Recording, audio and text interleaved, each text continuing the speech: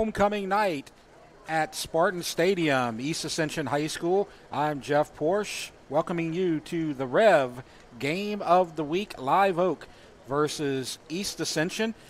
In a little while, I'll be joined by Coach Swack, and we'll give you all the pregame and the opening kickoff coming up in about 30 minutes. We're going to take a break right now. You're watching the REV Game of the Week.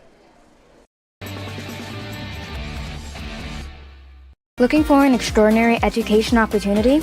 Introducing Ascension Public School's Early College Option Program, where you can earn a high school diploma and an associate's degree from River Parishes Community College at the same time. Experience the best of both worlds as high school seamlessly blends with college coursework in a rigorous yet supportive program. Yet stay connected to your home high school through clubs, organizations, and sports. And here's the best part. Students pay no tuition or textbook cost. Ascension Public School's Early College Option Program, where your future begins today. Lamar Dixon's role from an entertainment standpoint is to be an economic engine for South Louisiana and Ascension Parish, to create an environment that people don't have to really leave their home in South Louisiana to have a world-class entertainment value. The partnership between Lamar and Rev has been a seamless marriage that I don't know how we lived without, and really knew what they were talking about and took the time to learn what we did instead of just sell us a product. I knew that that was going to be our company for life. I highly recommend Rev Business. We just moved, so there's millions of dahlias in bloom, over 9 acres. When we started, we grew a quarter of an acre. Now I'm taking on new products on the regular.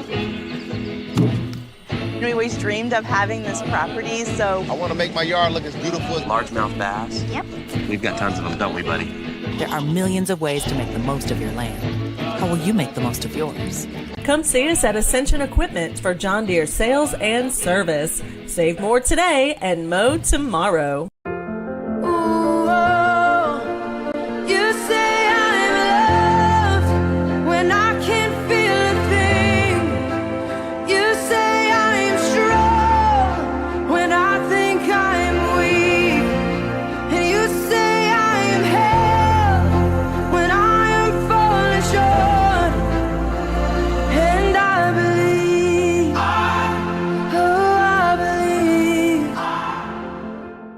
Piku Builder Supply, your one-stop lumberyard, provides an extensive selection of quality building supplies for your new construction and remodeling. We offer computer-aided estimating of your building and remodeling plans, as well as blueprint copies. From humble beginnings to becoming the industry leader in Gonzales and beyond, Piku proudly supports our local community because we believe in giving back to those who have had a hand in our success.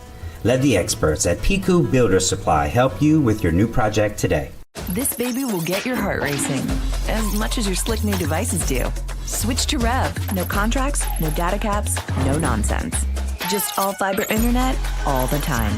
Build your plan at letsrev.com. Let's Rev. Internet speed so fast, you're gonna need seatbelts for your sofa. Switch to REV. No contracts, no data caps, no nonsense. Just all fiber internet all the time. Build your plan at letsrev.com. Let's Rev.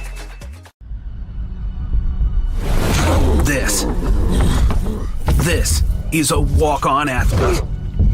They push harder and put their heart into the game. This is the passion we're built on. It's why we put our heart into creating game day with a taste of Louisiana.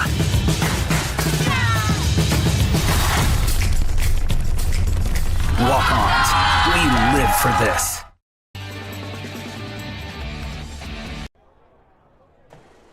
Welcome back to East Ascension Spartan Stadium for tonight's REV Game of the Week between Live Oak and East Ascension. Of course, I'm Jeff Porsche, and I'll be joined by the man, the coach, the legend, David Swacker.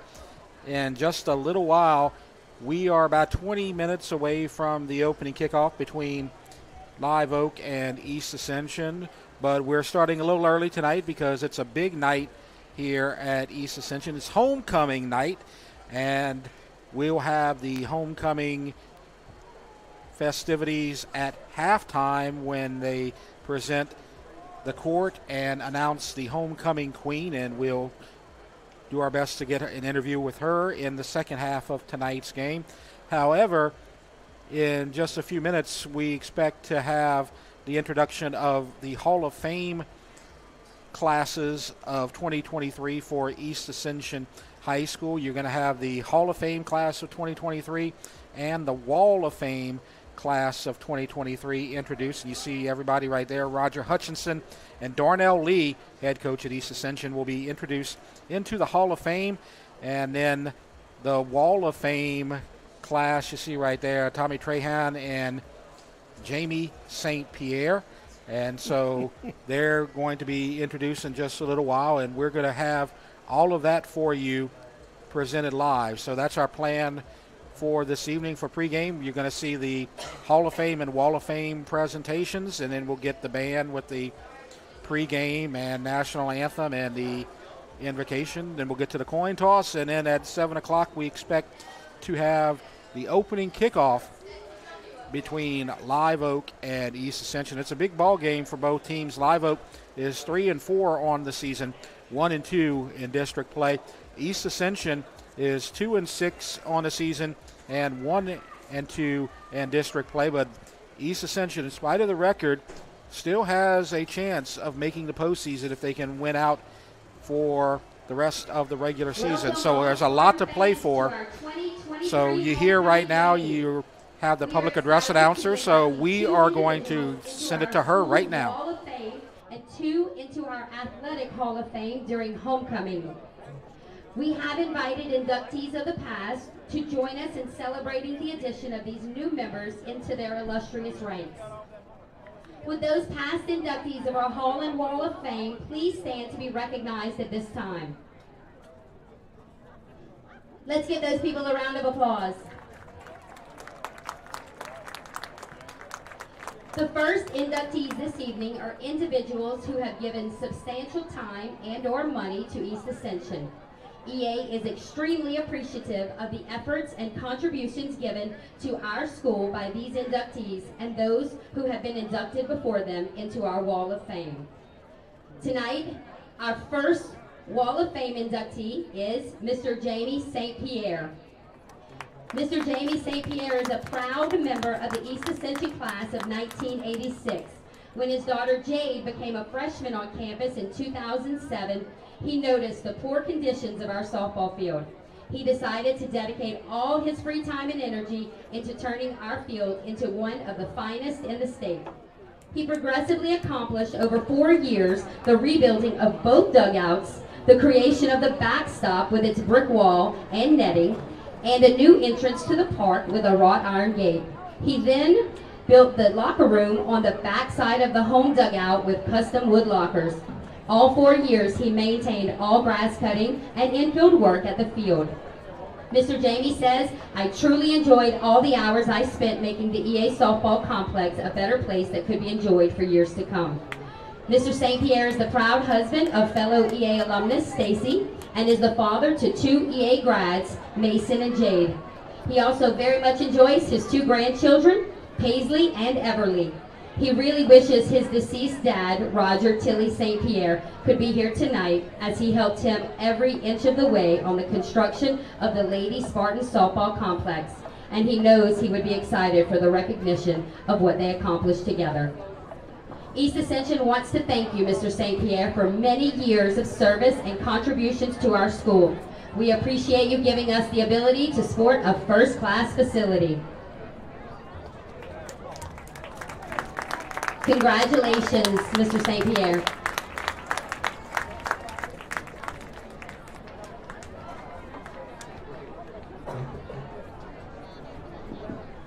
Next we have Mr. Tommy Trahan.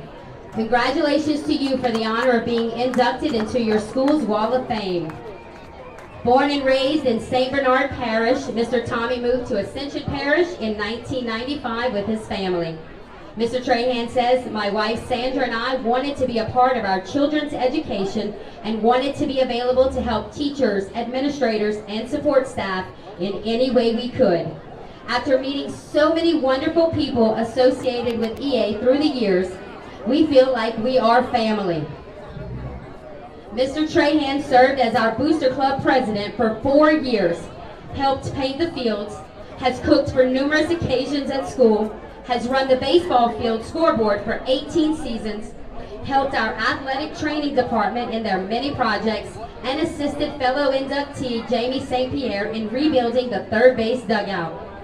Mr. Tommy has been married to Miss Sandra for 37 years and is the proud father of 3 sons, TJ, Adam, and Lane, who are all proud Spartan alumni and all 3 lettered in multiple sports while wearing the blue and yellow of EA. His source of great joy these days are his grandchildren, Chandler, Gavin, Avie, Dawson, their angel in heaven, Briggs, Addison, and Mason. EA would like to tell Mr. Tommy Trahan, thank you for your many years of service and contributions to our school, even years after your last child graduated. We appreciate you always fighting for our Spartans. Congratulations, Mr. Tommy Trahan.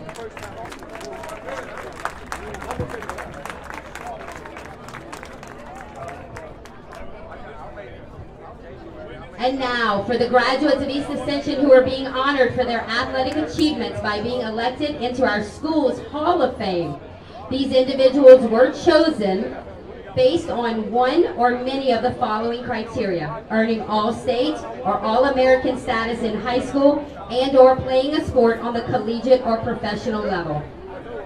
Our first inductee of the class of 2023 is Mr. Roger Hutchinson. Congratulations to you on being inducted into your alma mater's Hall of Fame. Roger is a proud honor graduate of East Ascension High class of 1987. During his high school career, he lettered in both track and football and was part of multiple district championship teams. A highly recruited gold chip player, Roger was awarded the Spartan Award and earned all district and all state honors as a Spartan. Roger accepted a scholarship to LSU and earned football letters as a starter on the offensive line and was fortunate enough to be part of an SEC championship team. He earned a bachelor's degree from LSU and attended the 117th Peace Officers Training Academy, where he graduated first in his class. He began his career as a member of the Gonzales Police Department and then the Ascension Parish Sheriff's Office. After the attacks of 9/11, Roger wanted to make an even greater impact and took a position as a criminal counterintelligence special agent with the U.S. Department of Defense. After a successful career fighting in the global war against terrorism, Roger was elected the Sheriff of Renville County in North Dakota. Roger is the proud father of 5 children, Hayden, Barrett, Claire, Hunter, and Mac, and 1 grandchild, Braylee. He also coaches junior high football and serves as a member of his local school board in North Dakota. Congratulations to Mr. Roger Hutchinson for being inducted into your alma mater's Hall of Fame.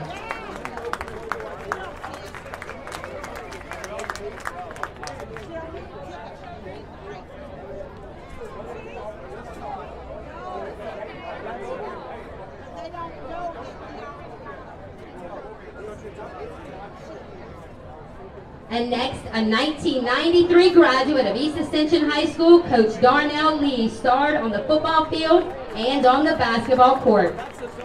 He was an all-district defensive back both his junior and senior years and helped our team reach the state semifinals in 1991 as a receiver and defensive back.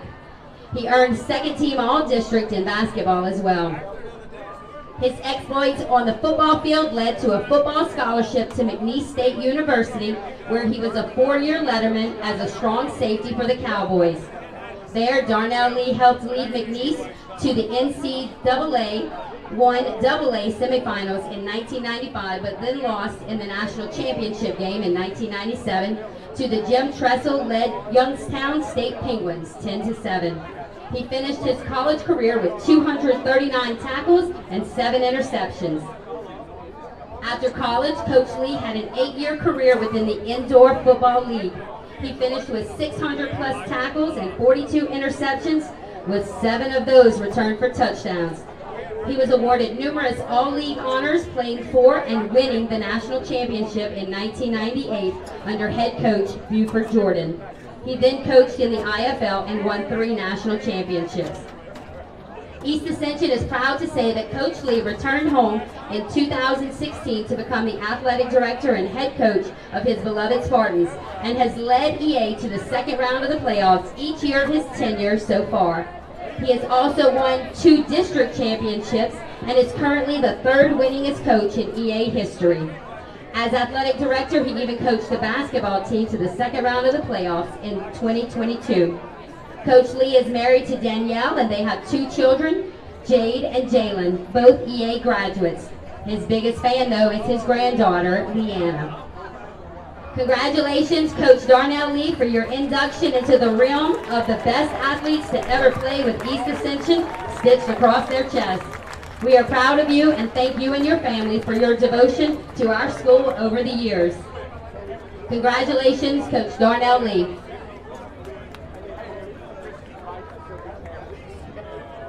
This concludes our induction ceremony for tonight. Thank you to each and every one of our inductees for their lasting legacy on East Ascension High School. We appreciate all that you have done to put East Ascension High School on the map. Job well done. You are appreciated. Just give us one more round of applause for all of these inductees tonight.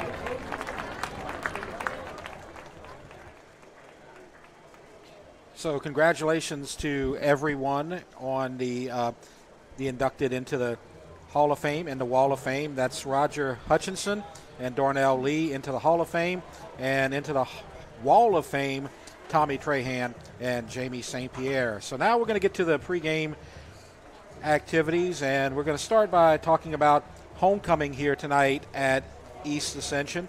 And so we are here tonight at East Ascension's 56th homecoming game. All time, they're 34-21. They've won 5 of their last 6. And as we talked about, the Queen is going to be announced at halftime. The King has already been crowned. That's Tanner Stanga.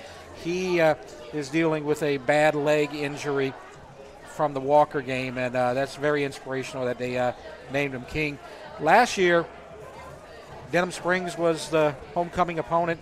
East Ascension won that game 17-7. That helped them win a share of the district title. So it was a big game last year, and it's going to be another big one here tonight. EA versus Live Oak. This is going to be meeting at number 3.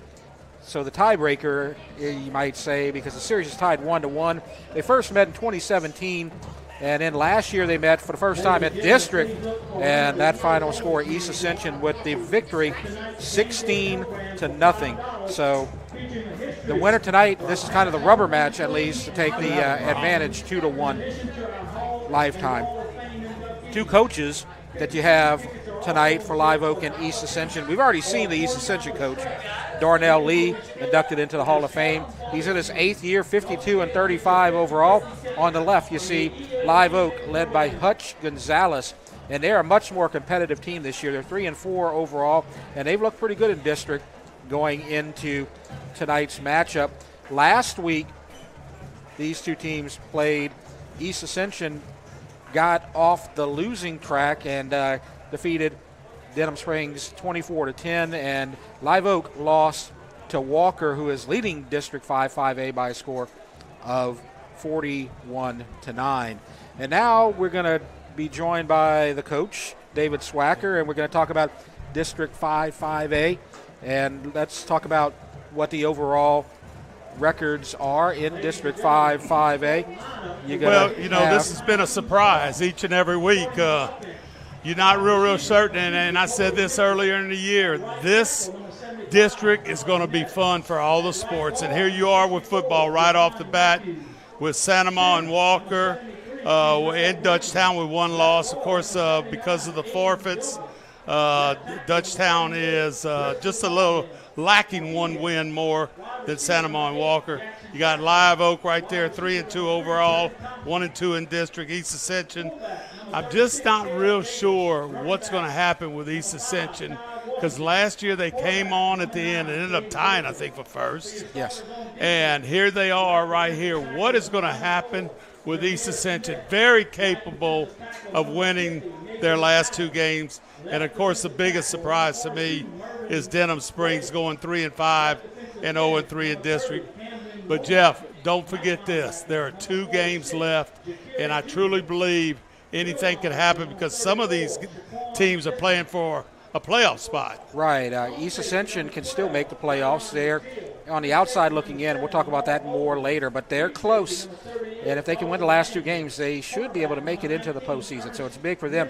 What's really big tonight is Walker and Santa. You see Walker in first place in district. Santa will be playing them tonight. If Santa can beat Walker, you could get another 3-way tie going into the final weekend of the season for a district championship. So that's something fun that we can look forward to as well. So you have 2 games left, and I'm going to tell you, they're crucial. Yep.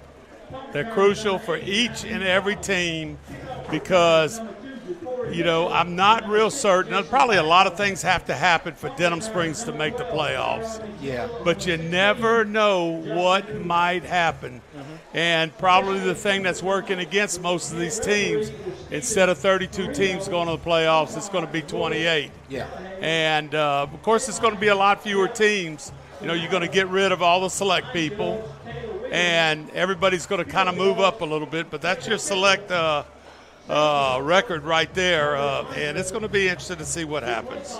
Now, last week in 5-5A, you saw a couple of the results. You saw that East Ascension beat Denham, and Walker, of course, beat Live Oak. We talked about that. But the big one that we covered last week, Dutchtown surprised Santa and knocked them out of the undefeated ranks, and so they caught Santa with a 2-1 record in district, so they both have a lot to play for. So it's going to be a fun conclusion to the season. And Santa, just talking to Coach Oliver, just completely ran out of gas defensively because both teams were doing an outstanding job defensively. Just could not get things going or keep things going in that second half, late in that second half. Dutchtown did an outstanding job coming in with the power offense and I wouldn't say power defense. I'd say very, very steady defense getting the job done. And it was a 14-7 game going into the fourth quarter, and then Dutchtown outscored them 17-0, a dominant fourth quarter for the Griffins, and that's how a close game turned into a runaway over at Griffin Field last week. You see East Ascension, here they come in their blue on homecoming night.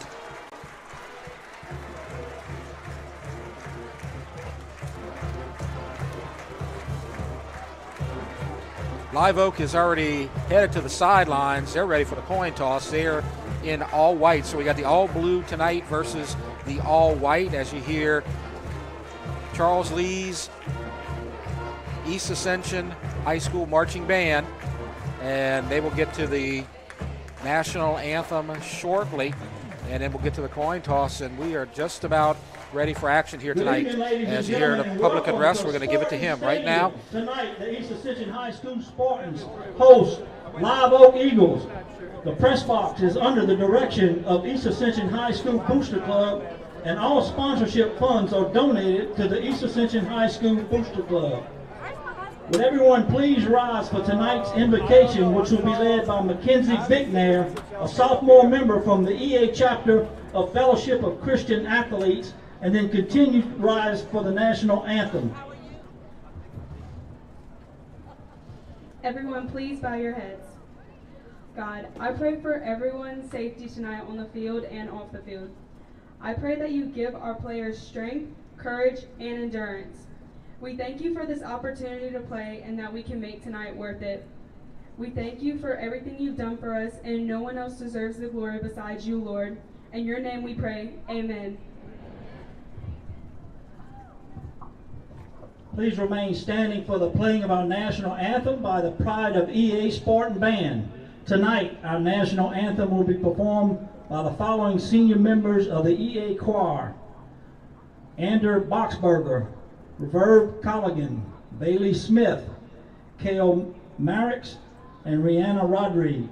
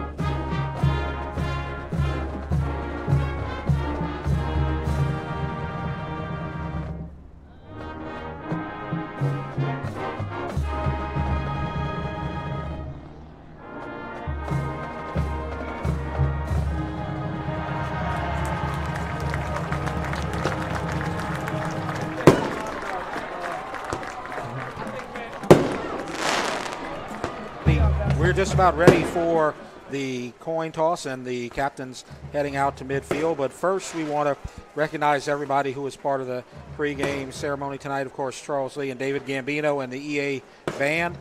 And the invocation was led by Mackenzie Vicknair, and the EA choir members Ander Boxberger, Reverb Colligan, Bailey Smith, Cole Merricks, and Rihanna Rodriguez took care of the national anthem. And then you also had the color guard, and that was Cadet Mia Roussel, Cadet Yitzhak Escalante, Cadet Montreal Cole, and Cadet Natasha Katoni Popovich.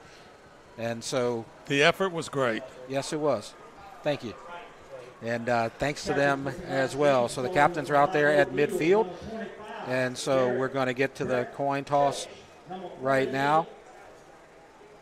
So you see right there, all blue for East Ascension and all white.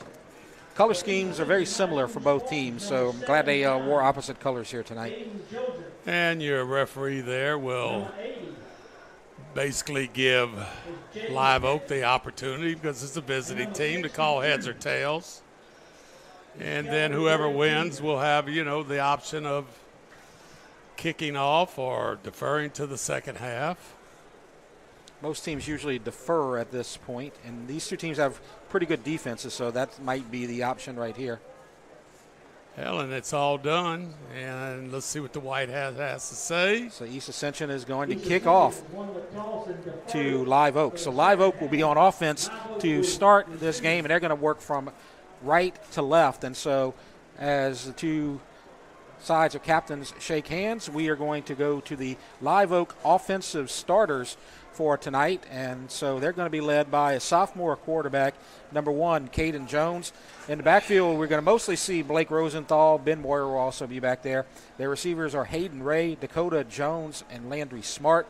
Offensive line, Garrett Zachary, Evan Truce, Logan Knapp, Ryan Sawaya, and Jonas Sadler. Now on the defensive side for East Ascension, let's get to their starters while we have a chance. And they're going to run a 4-2-5 with Caden Womack at left end, Mervyn Ragus and Nathan Allen at the tackle spots, Joseph Hobby at the right end. Two linebackers, Mike and Will, are Zachary Jupiter and Shaquan Isom. And then their 5 cornerbacks. Cornerbacks are Ernest Mitchell and Bryce Harkless. Then you got a weak safety, Dawson Landry, free safety, Lamar Bolden, and strong safety, number 12, Deron McZeal. And so those are our starters, and we are just about ready to go as number 49 will do the honors, and that is Preston Baker, the kicker tonight for East Ascension. And we are just about ready to go. A big, very important game in District 5, 5A, Live Oak at East Ascension. And Saquon Isom, like all defenses, a linebacker there, and he should be your leading tackler tonight because he's the leader on the year for East Ascension. And so here we go. Nice night for football. Little warm for late October. Temperature in the low 80s, high 70s as we begin tonight's game. And it looks like the officials are now ready. And there's the whistle. And Baker is ready to go. And we are underway as the line drive will go to the 5.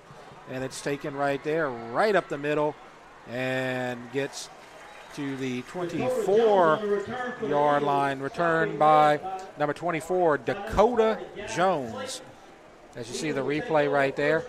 Line drive kick and just took it right up the middle. Got about 20 yards on the return before he's taken down by number 40 for East Ascension, Gavin Clayton. That kickoff is so crucial no matter what level you are in football, Jeff, because if you don't get height on it, it doesn't really matter a lot of times how deep it is. If you don't get height on it, it's a hard time for your kickoff guys to get down there and make tackles. 1st and 10 from the 24 for Live Oak, and it's a run right up the middle, and that is their power back, number 34, Blake Rosenthal. He gets about 3 right up the middle, and it's going to be second down and about 7 as we are now underway. And that's a guy that we're going to see a lot of, and he's just a kind of a up-the-middle, hard-nosed kind of running back. And, you know, they line up with that tight end, trying to get you to declare to that side, and then they're running with the 2 backs in the backfield under center, and they take off tackle to the right. Good shot of Caden Jones right there, quarterback. And we got movement. 42 looks like he jumped. Well, correction, not under center. You know, the quarterback was 5 yards deep in the shotgun formation. And that offensive line, this is something that you don't see a lot of anymore because everybody's in the shotgun. They're usually having offensive line people standing up in a 2-point stance. When you're under center, a lot of times you get into a 3-point stance, and they jumped when they lined up. Here you go. You see those running backs up in there tight. So I'm thinking a quarterback run here. Could be. It's second and 2, and dragged down from behind by Ragus, and he's not going to get there. He's probably about a yard shy. So good job on the pursuit there by the right tackle there. And so you can see now where that 5-yard penalty was crucial. They're going to give him the first down, I think. It looks like the chains are going to move. Yes, they did give him a good spot, so it is a first down. Well, that is the head linesman that stands on the sideline and is in charge of the chain crew. So now your running back is back there with the quarterback. But a quick pass caught. And he gets about 8. That's Dakota Jones. He was the kick returner, makes a nice catch on the slant. The quarterback said, man, this thing came back pretty quick. Yeah, it did. And he got rid of it pretty quick. Nice little pitch and catch. Yeah, that tackle there made to by Dakota Jones. Tackle made by Jones Richardson. to Jones. Yep. That was Richardson with the tackle, number 13. Trips into the sideline. Second and 2 from the middle of the field. And there's Rosenthal going the other way. It's close. Going to have to wait on the spot.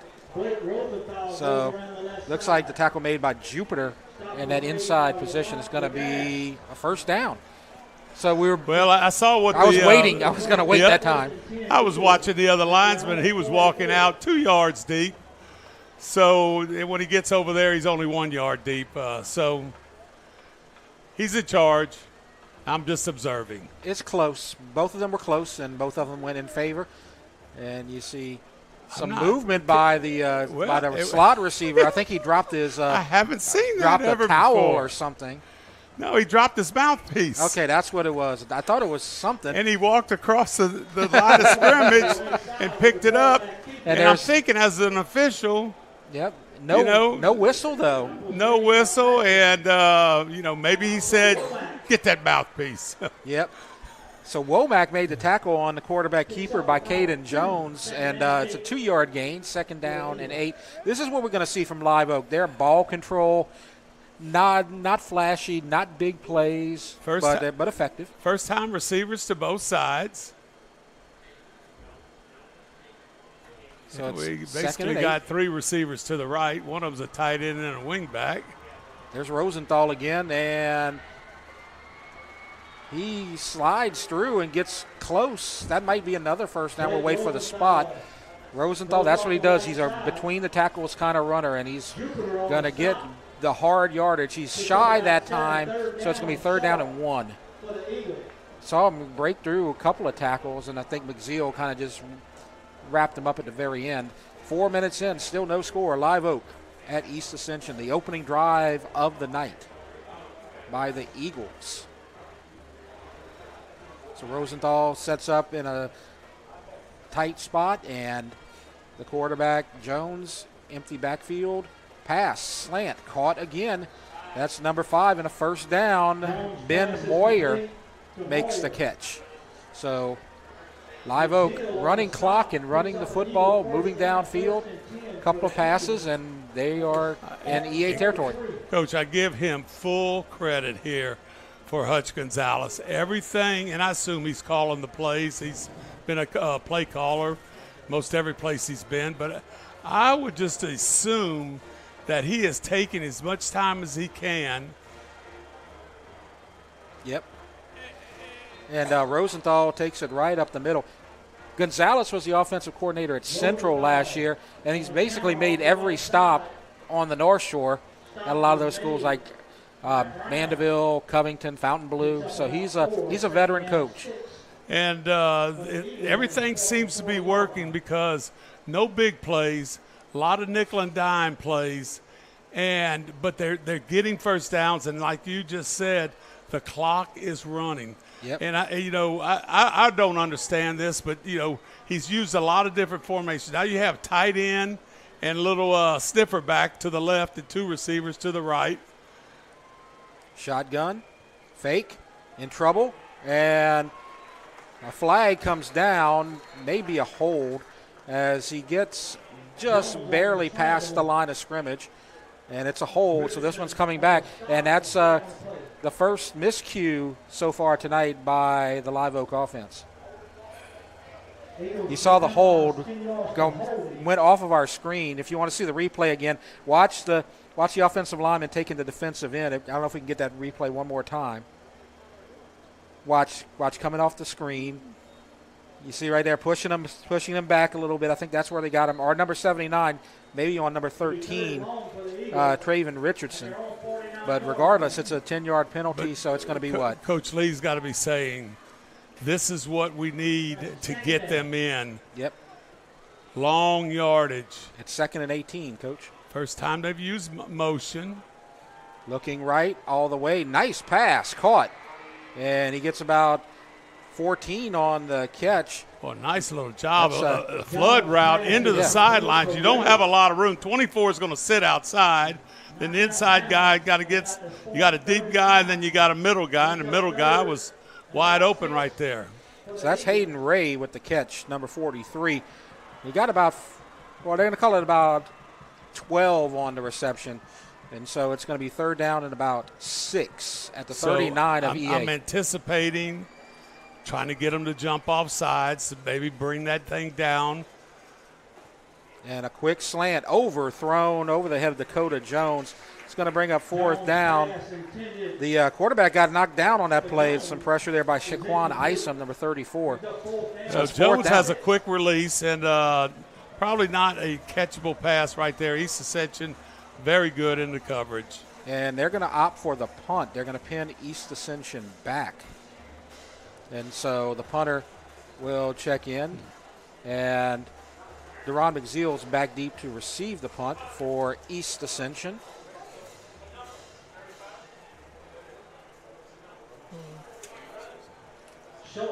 Might be a fake right here. Not there, Coach, and it's a short punt. And it's going to go around the 20-yard line. Let's see where they spot that. And it's going to be 1st and 10 as we look at the East Ascension offensive starters. We're expecting Caden Gotro to start tonight at quarterback. Running backs, Taj Washington, Brennan Thompson. Receivers, Jackson Chasson, Ja'Cory Mitchell, Lathan Dumas. Offensive line, Bryson Martinez, Aiden Joseph, Kendrell Green, Javon Matthews, and Colin Netter. We'll get to the defensive starters after 1st down. And, this is going to be interesting to see if East Ascension is going to use the throwing game. And, you have 3 receivers over here on 2 defenders. And a flag. And they're moving back, so they must have got him to jump. And so and, that's a good start. I think, it's a good start, because of the 5 yards. Oh, that's real great. But if it can keep, the defenders on their heels a little bit, it's a plus right there. So 1st and 5 for East Ascension. No score, 5:19 left to go in the first. Gotro looking around, throwing deep, hit hard, and it's underthrown and incomplete. And let's look at the Live Oak defensive starters, and they run a 4-3, and they're going to see on the line Jacob Coward, Tyler Maher, Billy Edmonston, and Gabe Harvey. And linebackers Brendan Wilson, Wyatt Tynes, Lane Billings. Cornerbacks Brody Welch and Jack Peterson. Safeties Adam Karras and Jace Griffin. And it's 2nd and 5. Coach. Well, and just like any defense at 4-3, you need those 3 linebackers to be making plays for you all night long. And somebody got a good hit on Gotro. We've seen that a lot. A lot of EA quarterbacks have been hit hard, and it's over the head of the quarterback, and he's going to try to get on the ground and keep it, and he does, and that's a misfire, and it's going to be 3rd and a lot. Let's just check and see. Was it over his head? It may have been to his right. It may have been to his right a little bit. It was right and high. So you want to call it right or high or both. They're at the 11. They got to get to the 28, so it's 3rd and 17. Non-catchable is what, I usually call it. Yeah, it came in a little hot. Yeah. And they've had problems. They had the low snaps when we were covering the Santa Maria game. So you go from a 1st and 5 to a 3rd and about 20 here. Yep. So passing situation, but they choose to run it up the middle and try to get some yardage for the punter, and that's going to bring up 4th down. Taj Washington only gets a couple, and it's 4th down. So with 4:16 left to go, it's going to be a 3 and out for the Spartans, and they will punt with number 45, Francisco Ramirez. Live Oak expecting to get the ball maybe on the East Ascension side of the field here. Should get good field position on the exchange.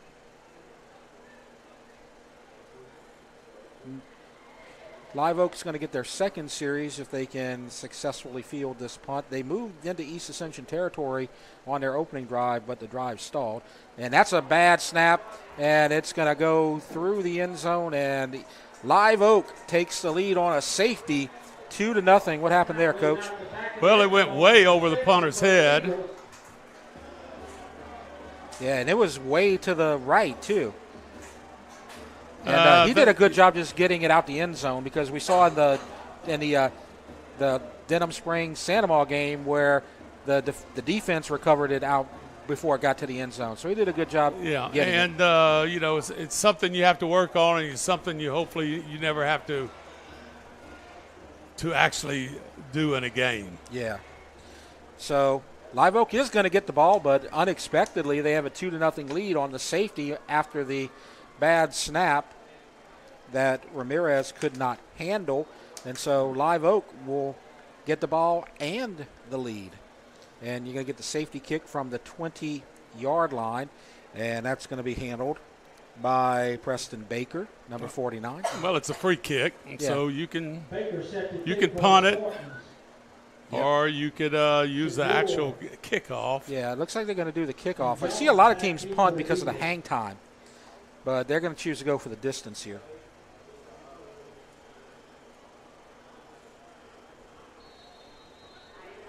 Big game in Santa Maria between Walker and Santa Maria. No score halfway through the first quarter. And the kickoff is going to be taken at the 25 and dropped and picked up. And that's going to cause East Ascension to get a pretty good exchange there on the field position. Number 31, Michael Sejour, dropped the kick, and that allowed the defense to pursue on special teams. Jace Campbell, number 20, with the solo tackle on there, and that was a big play right there, because a lot of times your kickoff return from the 40, a 30-35-yard line for you to start your line of scrimmage is not too far from being very common. And here at the 35-yard line, after a safety, good job right there by the East Ascension kickoff team. So 1st and 10, Caden Jones at quarterback with Rosenthal in the backfield. Shotgun, Dakota Jones in motion. And it's a flea flicker, and it's going deep, and there's a receiver open, but it's overthrown. Intended for Landry Smart, number 17, but the trickery nearly got a big gain there. And I'm going to just tell you, rarely do you ever see this play in high school football just because of the protection. Yeah. Nice execution right there by Walker. Throw just a little bit. You always got to hurry up that throw, and it was just a little bit off. Well, Bryce Harkless, number 4, had the coverage, and he didn't bite. He had decent coverage, was about half a step behind, but ball falls incomplete, and it's 2nd down. And there's Rosenthal, and He's going to be taken down by the right defensive end after a short gain. It looks like 94, Jameer Smith makes the tackle. And that's Issam on the tackle also. It's going to be 3rd down and 8. They're going to give him a 2-yard gain inside of 3 minutes. 2-0 our score. Live Oak leads. So big play right here for the East Ascension defense. The offense got pinned way back, and it caused or contributed to a safety after the errant punt snap. And now it's 3rd down and 8. And the quarterback has time, throws to the sideline, and it's dropped. Past the 1st down marker, but it falls incomplete, trying to get to Landry Smart. And so a good 3 and out for East Ascension, and that's a big break for them right there. Boy, you know, Coach Darnell Lee's got to be saying, all right, we got through that one right there, and with the least problems that we could have, and that's just with 2 points. Yep. And they got good field position, turnaround on the kick, opting for the kick. Good decision by Coach Lee as well. And now you got 2 guys back. That's Deron McZeal and Justin Oob. And pressure doesn't get to it. And it's going to go to Deron McZeal at the 27. And he gets through the first wave. He's to the 45, and a flag's going to bring it back at the last second. Tough break. So McZeal, nice little return right there. Not going down the sidelines or going wide, just going right up the middle. See what the flag is. And so it is going to go 10 yards back. And so it's going to be 1st down as we see. Maybe we can see it on the return right here. McZeal did a great job getting through the first wave right there. And you see that push right there, I think. Right when he got past it, they may have thrown the flag at that point. So maybe a late push maybe costs East Ascension a field position near midfield. It's going to be pushed back to the 38. And so 2:18 left to go, 2-0. Live Oak versus East Ascension. And Caden Gotro and the East Ascension Spartan offense will begin their 2nd drive of the night. Well, the East Ascension offensive line needs to get things going here. Getting a little push. You have 6 people in the box. And that's the run up the middle for a yard or 2. And that's going to be a short gain by number 21, Jeremiah Wilson, who has 267 yards and 2 touchdowns on the season. He's the 2nd leading rusher for East Ascension on the year. Taj Washington, their leading rusher, with 373 yards. Going to be a gain of 3, 2nd down and 7 inside of 2 minutes. Shotgun, good snap, pass, caught. That's Chasson going to get the 1st down to the 47. So a nice pitch and catch, Gotro to Chasson for a 1st down. Well, Chasson's been one of your more consistent receivers with 24 catches and about 400 yards on the year. But you see the nice little hitch route, short little 5-yard curl in. And then you got that quick movement right there where he avoids the tackler to pick up the necessary yards for 1st down. So East Ascension approaching midfield. Best field position of the night for the Spartans. Approaching 1 minute left to go in the 1st quarter. Man in motion. He gets it, and he's going to get about 4. Good run there by Jeremiah Wilson.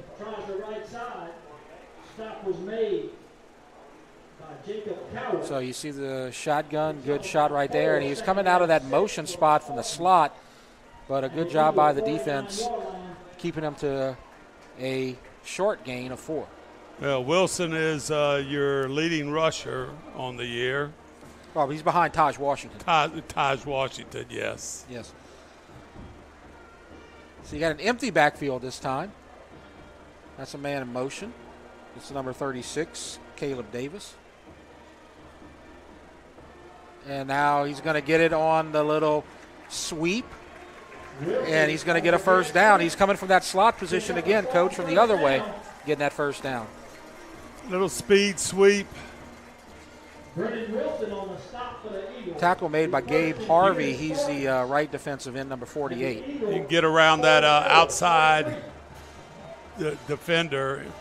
And that's going to be our final play of the first quarter. So a very fast first quarter. Live Oak leads on the safety off of the errant punt snap, 2-0. Homecoming night for East Ascension. We're going to take a break. You're watching the REV Game of the Week.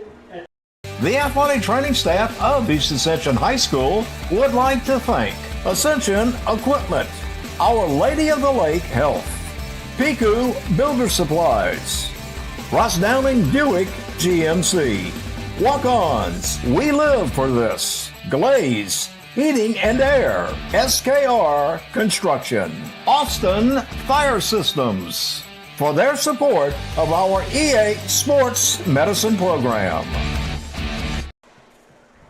2-0. Live Oak leads East Ascension on the REV Game of the Week. Homecoming at EA. As you see, Coach Swack, the power rankings, and Walker leads the way at number 5. Dutchtown right behind him at number 6. Sandoval at 9. Then you got Live Oak and East Ascension. It's a big game for both teams. Live Oak is in the playoffs right now. East Ascension is trying to get into the playoffs, and so a win tonight would take them a long way. And that 30 needs to turn into a 28 or better. Yeah, that will probably get you in. May have to win 2 games, not sure. Depends who wins and loses in front of them. And Dutchtown, their opponent next week, who we saw at number 5, they're leading Denham Springs, who's at the bottom of the power rankings in the district. That scored 10-0 after the first quarter. Man in motion, and then a handoff to Taj up the middle, and going nowhere as number 48 and number 49. That's Gabe Harvey and Jacob Cowart team up on the tackle. Live Oak has a really good defense, Coach. That's the strength of this squad. Yeah, and Coach was up here, and he says the drawback of their team is their enrollment is so much smaller than the Ascension Parish schools at around 1,300. Which is half the size of, say, Dutchtown, for example. 2nd and 8, and a quick swing pass to Chasson, waiting for blockers, makes a cut. He's free to the 20, to the 10, and he's going to score.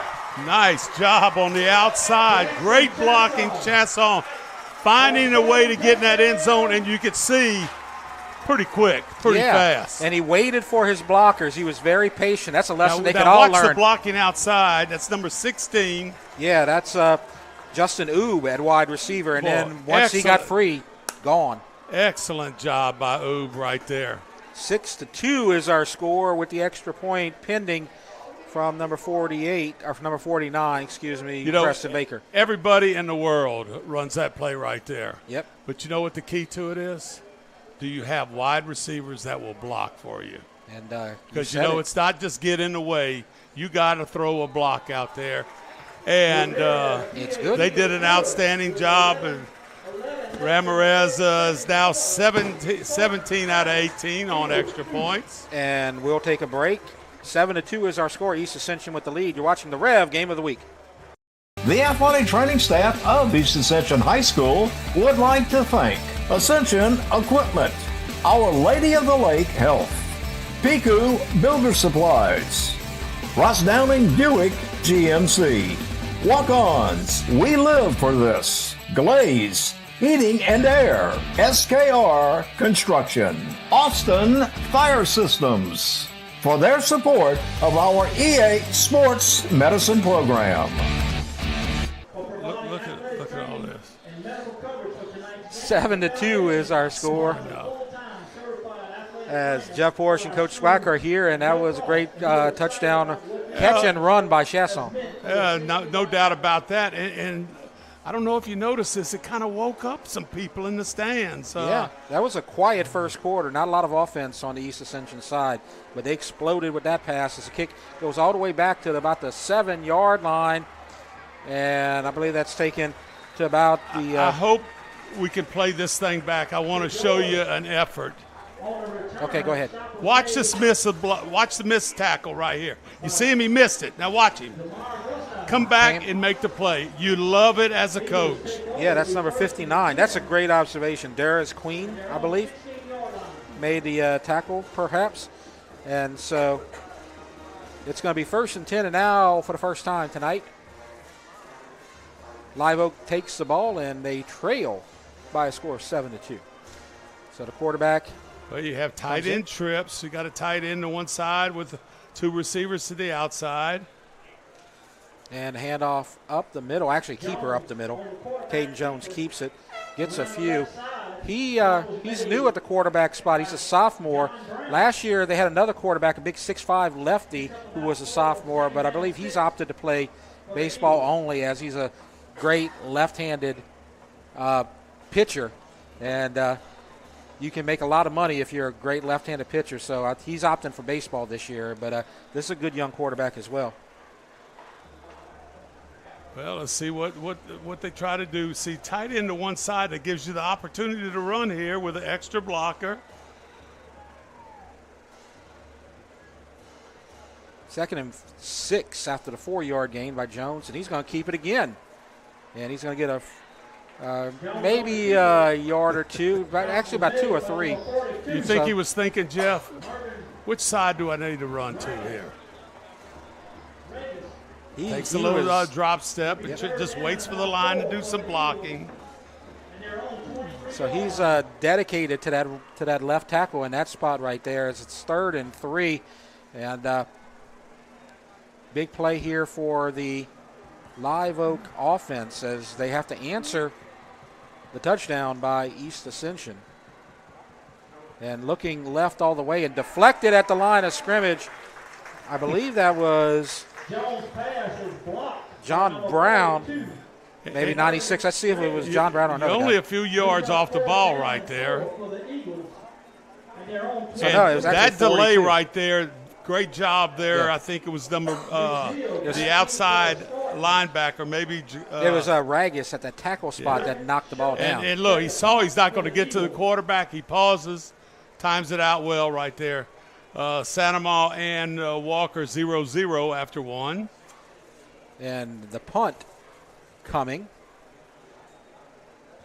And it's a good punt. Look at the hang time and the distance there. But Oob keeps it, and he's going to get to the 45, to midfield, to the 40, and he's to the 30, out of bounds at about the 25. Or is that McZeal or Oob? No, it's Oob. And Oob's that guy you were talking about earlier. He made the block on the Chasson touchdown, and he's got a big return right there. And I know Darnell Lee had to be saying, great job right there. Please, no flags, okay? Yep. Everything was great. Boy, watch right here on the return. Good job of protecting the ball, keeping it in tight. And just great open field running right there. Kind of on his own in a lot of ways right there. Made something special happen right there. So, and you said just a moment ago, and I'll repeat it, no score in the big district game tonight between Walker and Sandoval. Dutchtown has a 17-0 lead over Denham in the second quarter. That's our other Rev game of the week, as Jimmy Frederick and Patrick Email are covering that game.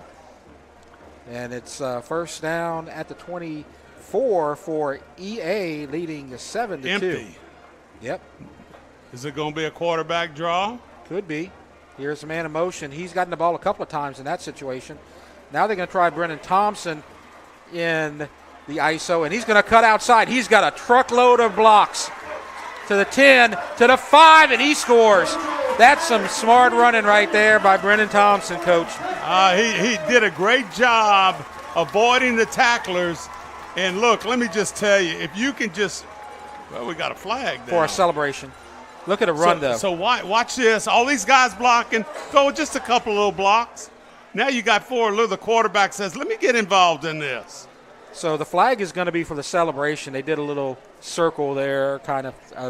It was very short, but it was, you just can't do that in sports anymore unless you're the NFL with their ridiculous celebrations. Well, now, I think you're going to have the option of on the extra point or on the kickoff. Looks like they're opting for the extra point because they're pushing them back. Well, I don't know if I think he pointed down here. So they're going to assess it on the kickoff. And so you see there's another angle. Look at the blockers ahead of them. 4 Spartans and about 2 Eagle defenders. That's a mismatch. I just like the effort on that side of the field. You had a couple of O-line guys getting out there to throw a couple of blocks. And then when he came back this way, everybody was trying to help out, because when you look downfield, you saw no one from Live Oak down there. And so Ramirez kicks the extra point, and it's 14-2. We'll break. You're watching the Rev Game of the Week. The athletic training staff of East Ascension High School would like to thank Ascension Equipment, Our Lady of the Lake Health, Piku Builder Supplies, Ross Downing Buick GMC, Walk-Ons, We Live for This, Glaze, Heating and Air, SKR Construction, Austin Fire Systems, for their support of our EA Sports Medicine Program. 14-2, East Ascension with an offensive explosion here in the second quarter. 2 touchdown passes by Caden Gotro. They lead 14-2, but the unsportsmanlike conduct penalty is going to force the kick to be back at the 25-yard line. So Live Oak's going to get good field position coming out of this, perhaps. Yeah, look, as a coach, the one thing you don't want to do, a lot of great effort there by East Ascension. Live Oak is really playing hard, but don't defeat yourself. Yeah. And, so far Live Oak is got a nice effort out here. Just got to keep things going if you're on a Spartan sideline. Kickoff to the 25 and going to get past the 40, still moving, and the ball is stripped, and here comes East Ascension, and they're going to score on the strip 6, and that's a touchdown for East Ascension. Double twos, Tony Miles with a touchdown. Tony Miles having an opportunity to play on the kickoff team. And what a shot there. Here he is coming down there. I can remember when his dad played for us at Santa Ma. Nice athlete his dad was, and I'm sure Tony's in the exact same mode. Jake Voisin on the field, our camera operator, got the great shot right there. And now it goes 2-0 at the end of the first. 3.5 minutes later on the clock, it's 20-2, about to be 21-2 if Francisco Ramirez kicks the extra point. So a big 21 unanswered by the Spartans. It's 21-2. Let's keep it here on this kick, and we can take this opportunity to talk about the games that are happening this week. We talked about that in the pregame. Well, you got the Denham Spring and Dutchtown game. That's going on right now, and Dutchtown's ahead. Here we got homecoming at East Ascension against Live Oak in a 0-0 score matchup. Again, I started out this thing by saying this week and next week's games, the last 2 games, is crucial to a lot of these teams, whether they're going to make the playoffs. Why don't we take a look at the next week's schedule as well while we got a moment, because you talked about it, and East Ascension, it's a big game next week, Dutchtown at East Ascension, and that's going to be our exclusive game next week. And is East Ascension going to say, we could win and get in the playoffs beating Dutchtown right there. So right. Santa Ma will be at Live Oak, and Denham Springs will be at Walker. Each week, boy, I just love it, Jeff. Yep. Each week you have almost an East Ascension Santa Ma game, no matter what you're talking about, whether it be from Ascension Parish or Livingston Parish. So Dutchtown at East Ascension, that's our game. And like you said, Santa Ma and Live Oak, which could be a big deal for Santa Ma if they can win tonight. And Denham Springs is going to play at Walker. Walker leading the district right now. So we talked about no score between Walker and Santa Ma. If Walker wins, they pretty much have clinched the district title. If they lose and Santa Ma wins and Dutchtown wins, you have a 3-way tie potentially for first. And Santa Ma has the lead now, 7-0 in the second quarter. Thank you, Lyle Boudreau, for the updates. As the kickoff is going to go to about the 22. And so this is a big development here at East Ascension has, in about the span of 3 minutes, you got 3 scores by the Spartans, 2 on touchdown passes and 1 on a strip after a pretty good kick return, but the strip by number 22, Tony Miles, East Ascension touchdown, 21-2. Oh, I bet you Tony Miles, I think he's a 10th grader now, but I bet you he was fired up. It looked like a rocket going down that sideline. Yep. You know what they're thinking, I'm going to score, and he did. Shotgun, and there's a handoff to Rosenthal up the middle for about 3. And so the defense now playing with the lead as a tackle made by Zachary Jupiter, number 46. So you see a nice run up there. And actually it was Ragus, 42. Jupiter kind of just mopped up at the end there. 2nd and 8. And this is something that Live Oak might have trouble with because, as I said, they're kind of a ball control, efficient offense. They don't have a lot of big play capabilities. And a sack. As that is Camden Womack, number 30, drops the quarterback, Caden Jones. Womack looked like he got shot out of a cannon right here. Watch him coming from the outside. It's wide open. Nobody's blocking me. And got to the quarterback very, very quick right there. Jones right there, getting hit from the backside. Not a comfortable shot. From their own 16-yard line. So now it's 3rd down and long, 3rd and 16 from the 17-yard line. 7 minutes left to go. East Ascension 21, Live Oak 2. And the quarterback's going to keep it, run, cuts outside, can't quite get free. Nice run, but it's going to bring up 4th down as he's tackled by number 19, Ernest Mitchell, junior defensive back.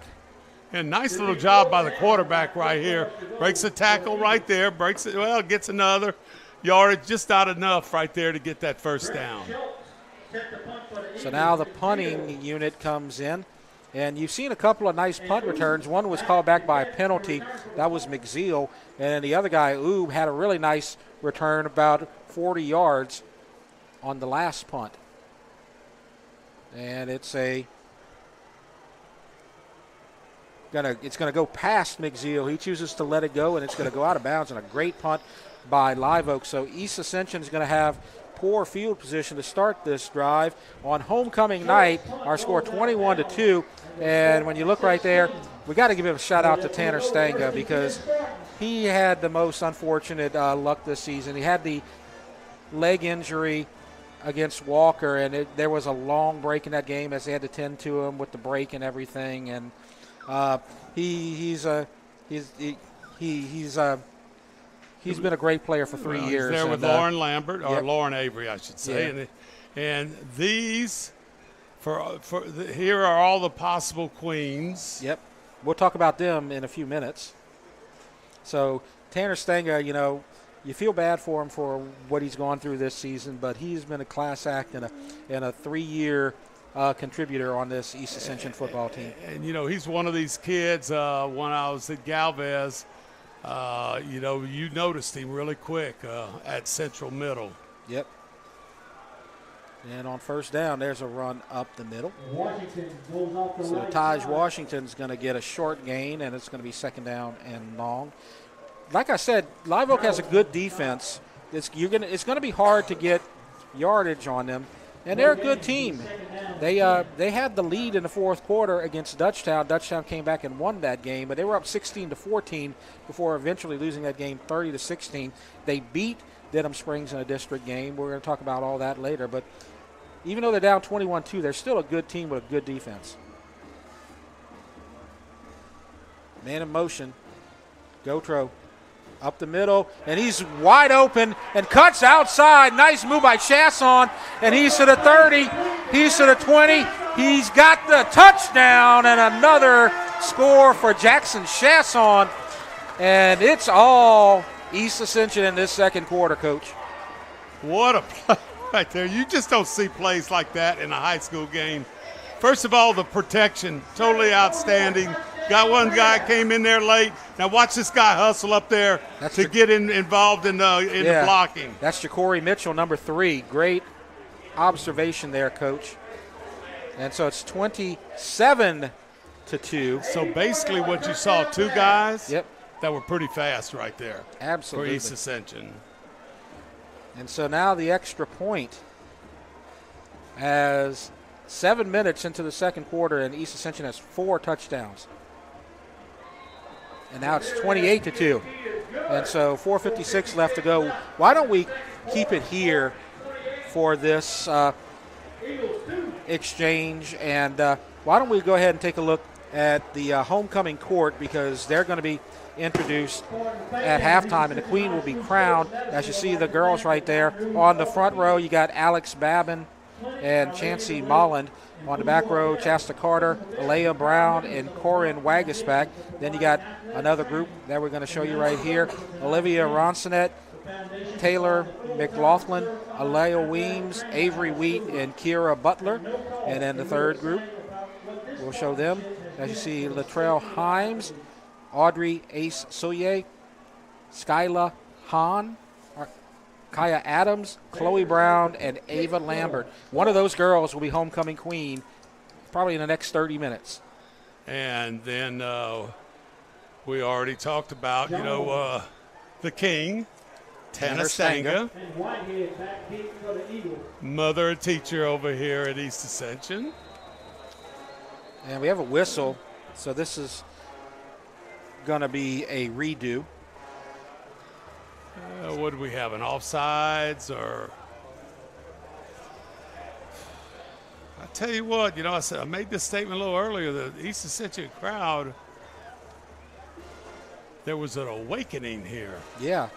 Well, that first quarter, they kind of sleptwalked through it, and they made that mistake that resulted in the only Live Oak points in the game. The Live Oak Eagles took the lead in the first quarter after a bad snap on a punt. The snapper couldn't get to it. It was high and to the right, and he just took the ball and got through the end zone for the safety. And then after that, East Ascension has exploded. And this is the East Ascension team we've been waiting for all season, Coach.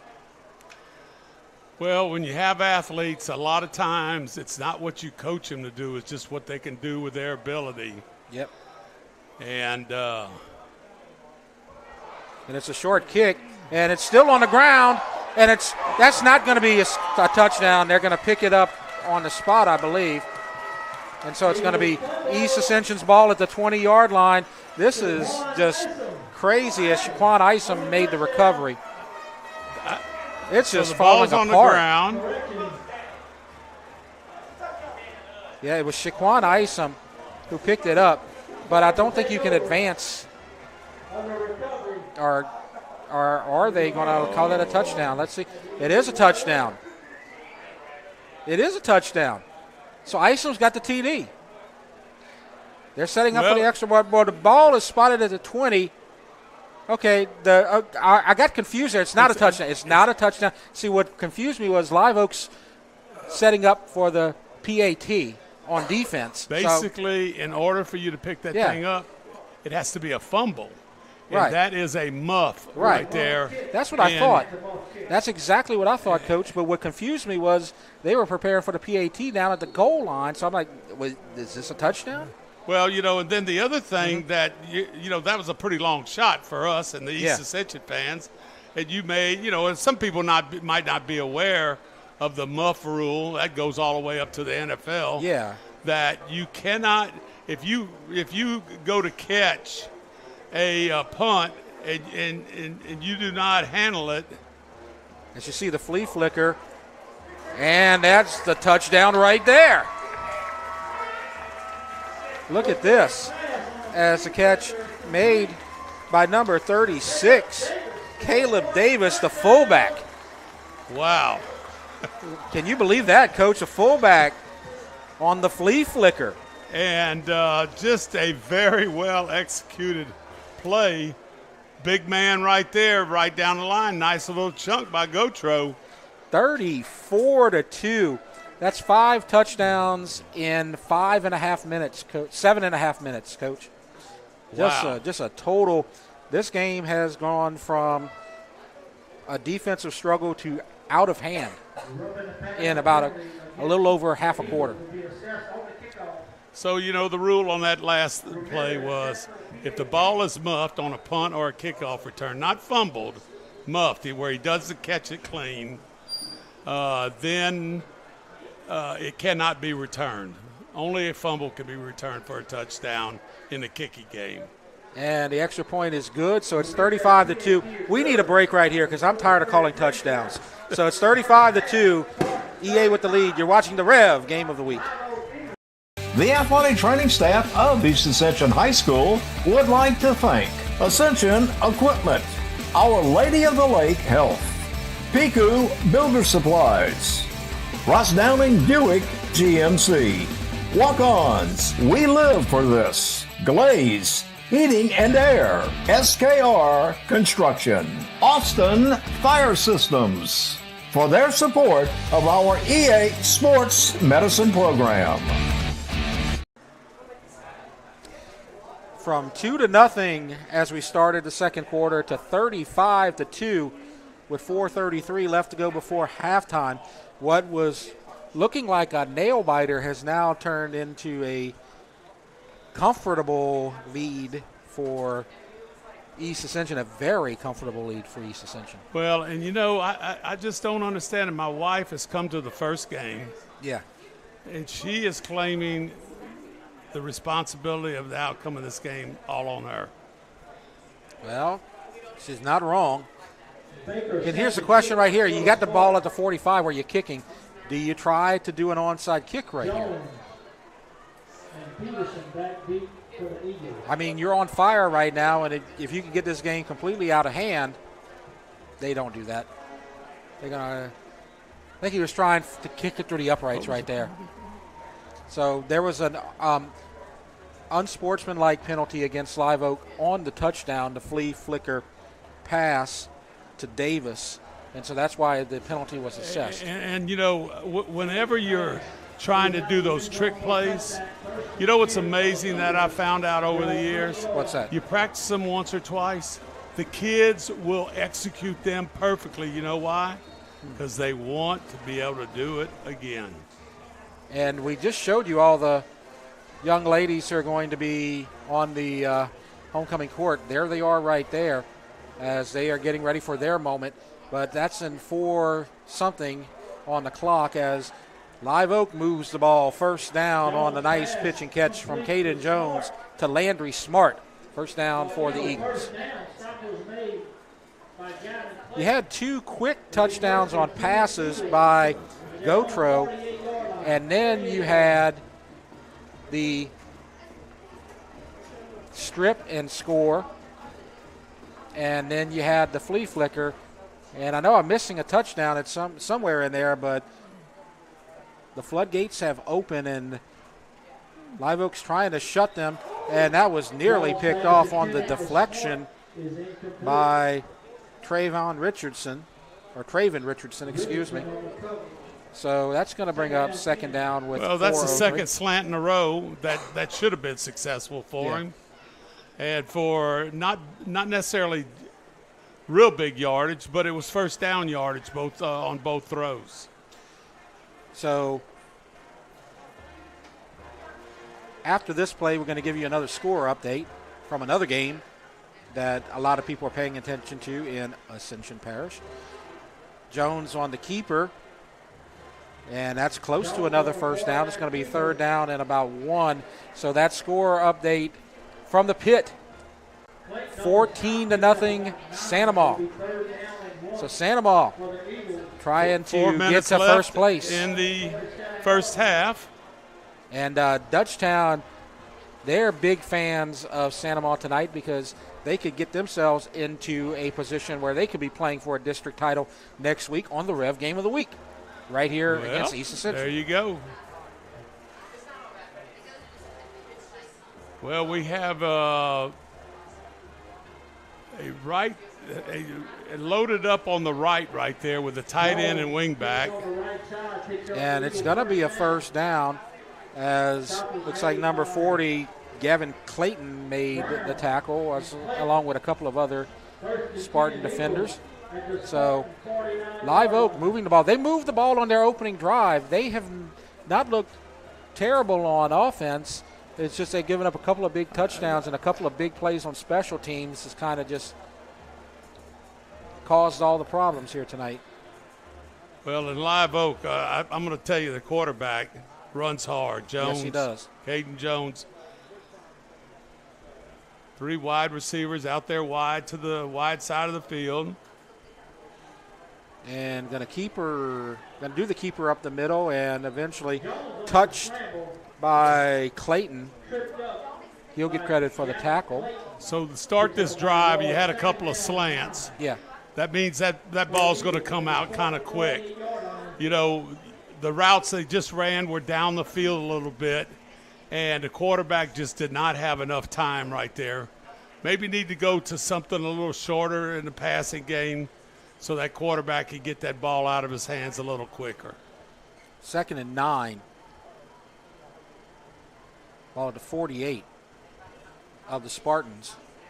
35-2, and he's going to get back to the line of scrimmage, and that's it. Number 20 comes in, Jace Campbell. A lot of names being called. There's a lot of guys on defense that are big contributors, not only from the starting lineup, but also on from their backups. And you see that clock just running right here, under 2 minutes left in the first half.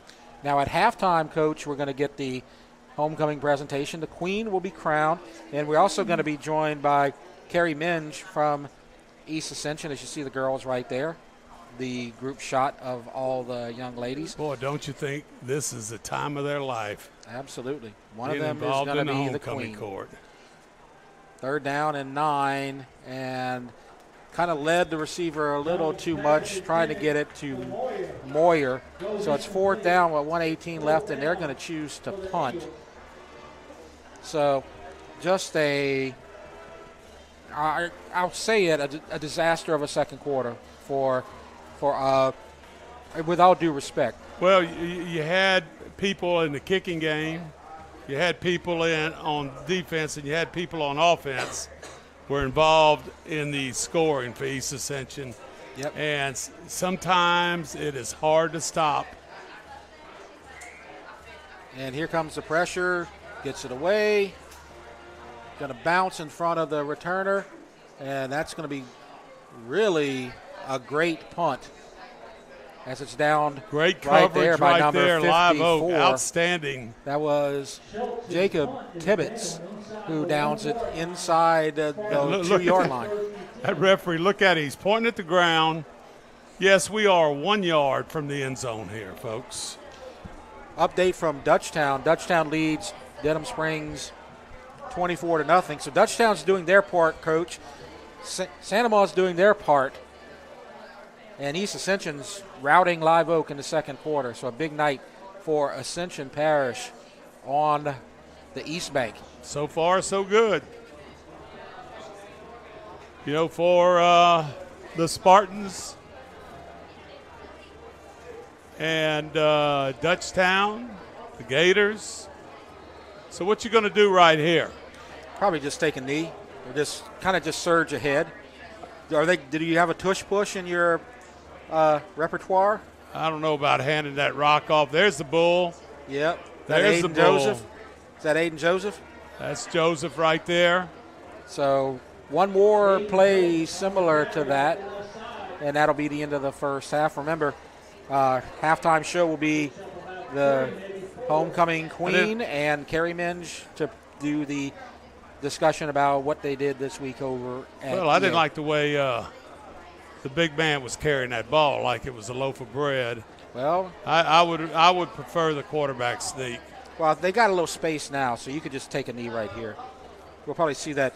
And while we're talking about, just the success, how about Caden Gotro tonight?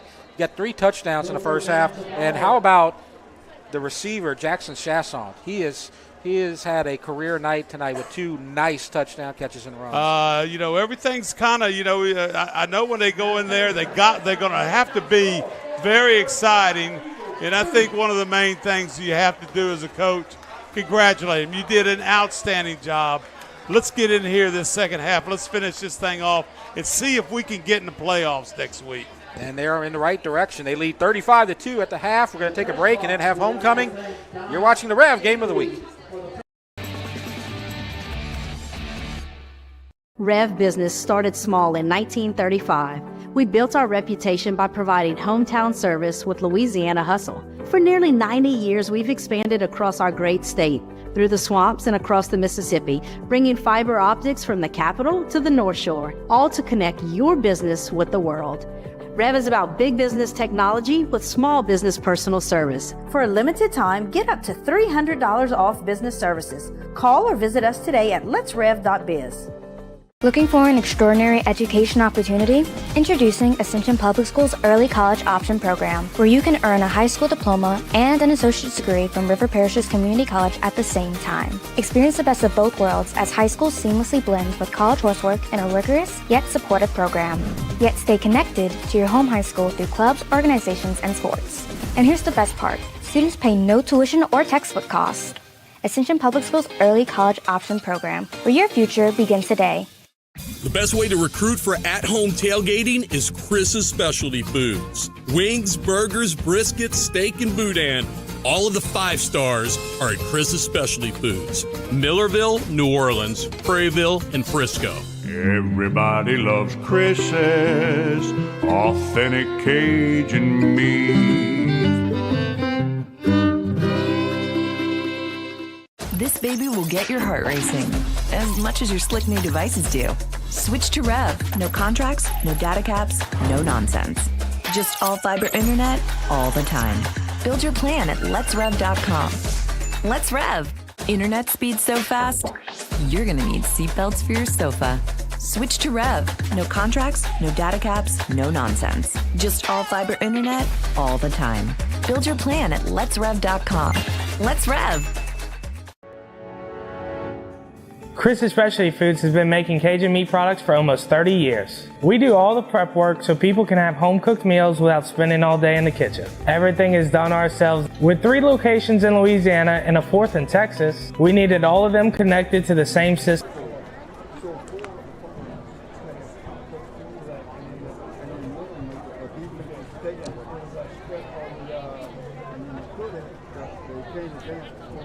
Our first maid is Miss Kaya Adams. Kaya is being escorted by her parents, Tabitha and Ricardo Adams. Kyra is involved in girls basketball, girls track and field, allied health, and DECA. In the community, she participates in the Acadian Ambulance Explorer program. Through this program and classes at EA, she has become CPR and Emergency Medical Responder certified. Outside of school, she enjoys riding along with Acadian Ambulance, helping her mother around the house, and spending time with family. After graduation, she plans to attend Southern University to study nursing. Miss Kaya Adams.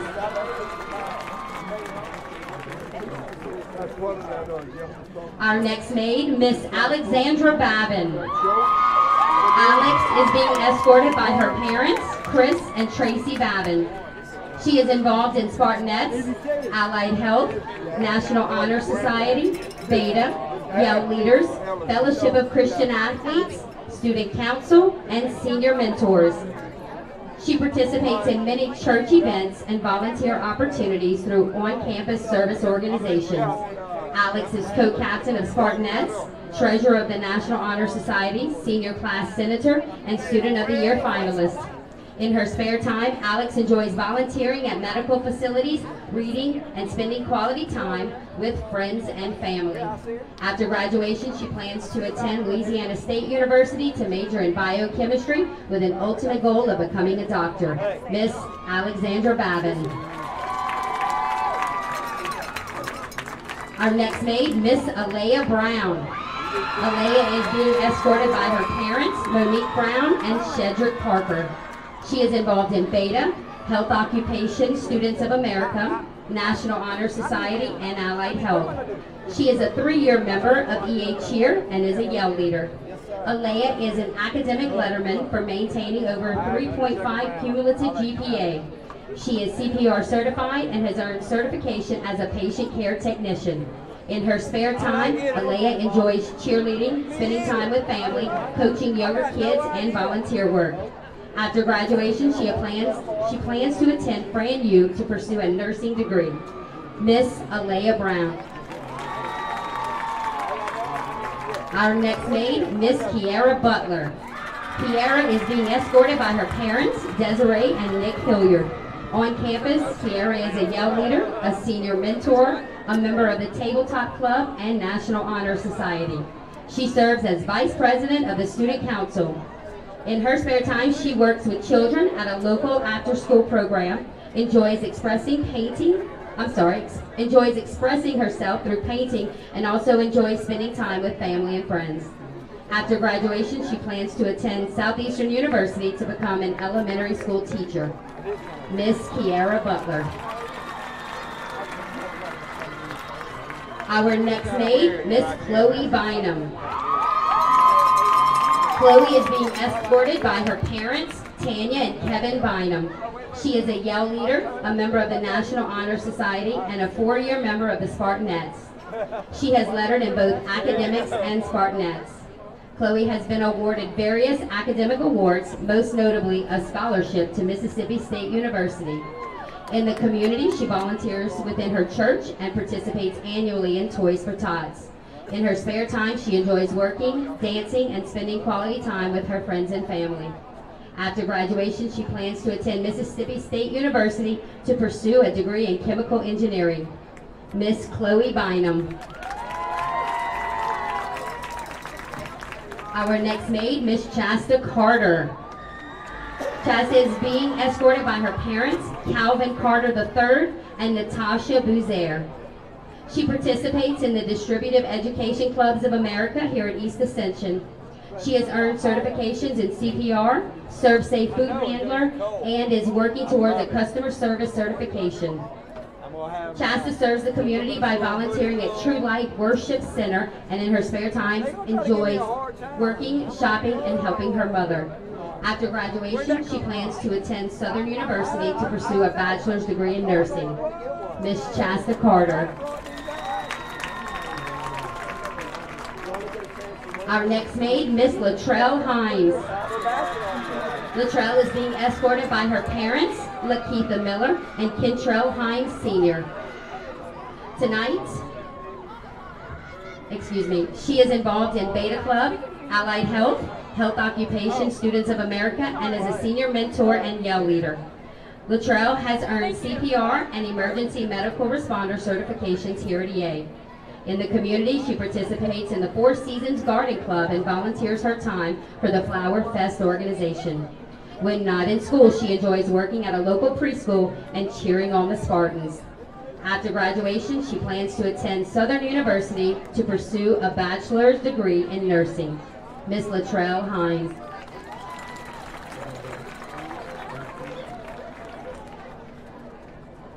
Our next maid, Miss Ava Lambert. Ava is being escorted by her parents, Matt and Becky Lambert.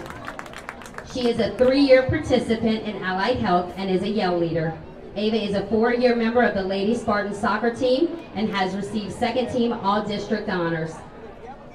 Outside of school, Ava volunteers at her church and helps her dad with summer camps.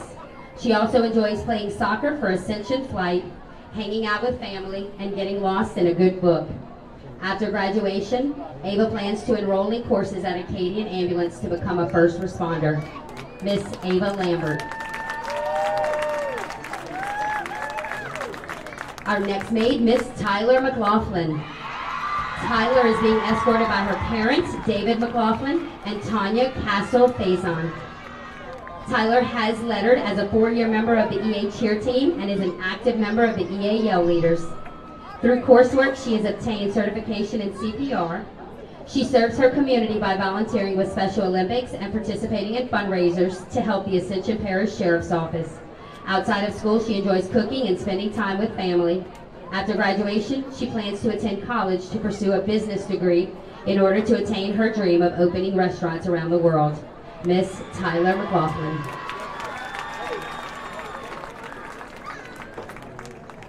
Our next maid, Miss Chancey Moland. Chancey is being escorted by her parents, Quintero and Carissa Williams.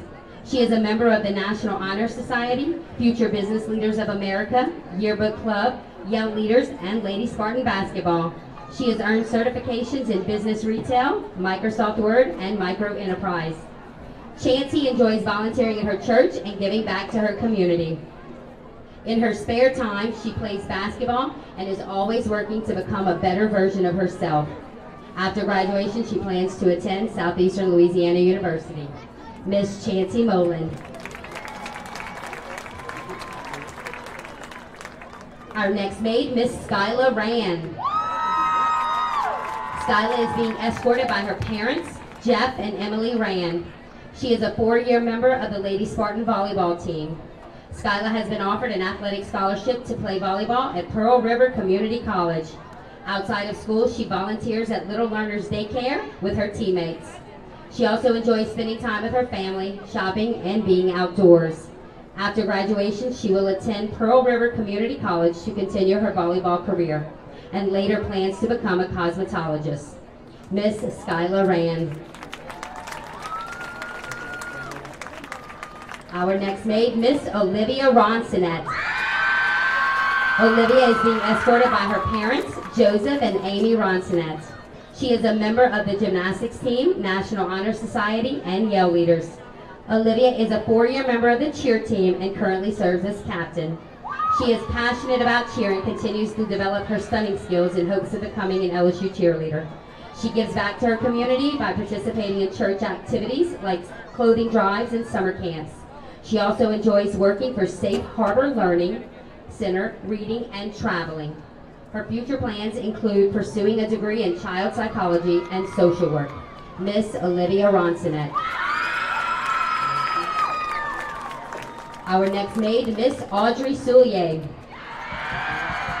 Audrey, better known as Ace, is being escorted by her parents, David and Duke Soulier. She is the drumline captain and quartermaster of the Pride of EA Marching Band. She is also a member of the tennis team, National Honor Society, Spanish Club, and serves the school as a senior mentor. Ace also serves her community by bringing smiles to young cancer patients by acting and singing as their favorite princesses. Ace enjoys playing the drums, singing, reading, learning the Spanish language, and spending time with her amazing friends. After graduation, she plans to attend LSU in hopes of returning to the Spartan family as a history teacher and drum technician. Once a Spartan, always a Spartan. Miss Audrey Soulier. Our next maid, Miss Corinne Wagasback. Corinne is the daughter of Philip Wagasback and JC and Jake Lambert. Tonight she is being escorted by her mother and father. Corinne serves as senior class president and is a member of Allied Health, National Honor Society, and is Beta Club treasurer. She is a senior mentor, Yale leader, and participates in Fellowship of Christian Athletes. Corinne is a 4-year member and captain of EA softball and volleyball. She is an active member at St. Mark's Catholic Church and volunteers at a local daycare. Corinne enjoys spending time with her friends, traveling, reading, and cooking. After graduation, she will be attending LSU Eunice on an athletic scholarship for softball. She plans to major in biology and pursue a career as a nurse practitioner. Miss Corinne Wagasback. Our next maid, Miss Aaliyah Weems. Aaliyah is being escorted by her parents, Curtis and Angela Weems. She is a member of the Lady Spartan basketball team, National Honor Society, Beta Club, Senior Mentor, Red Cross, and Yearbook Club. She has lettered academically for maintaining over a 3.5 cumulative GPA. Aaliyah gives back to others by donating to the homeless and participating in Toys for Tots and community service projects through the Red Cross. She enjoys learning from her teachers, working with students with disabilities, and spending time with family. After graduation, she plans to attend Southeastern Louisiana University to become an elementary special education teacher. Miss Aaliyah Weems. And our next maid, Miss Avery Wheat. Avery is being escorted by her parents, Amy and Corey Wheat. Avery is a 4-year member of the Lady Spartan volleyball team and has received an athletic scholarship to Pearl River Community College. She also plays softball for the Lady Spartans and has received district honors in both sports. She is a senior mentor, Yell leader, and member of the National Honor Society. Avery volunteers at Little Learners Daycare and enjoys spending quality time with family and friends. After graduation, she will attend Pearl River Community College to study business while continuing her volleyball career. Miss Avery Wheat. Let's give one more round of applause to our homecoming court.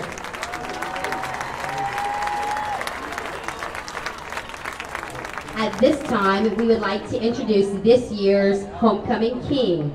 Give it up for Mr. Tanner Stanga.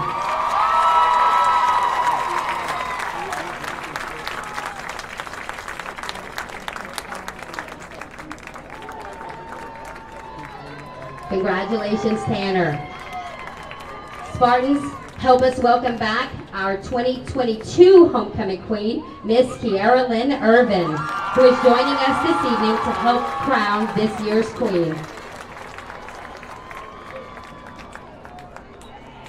All right, this is the moment we've all been waiting for. Our 2023 East Ascension High School homecoming queen is Miss Corinne Wagaspak.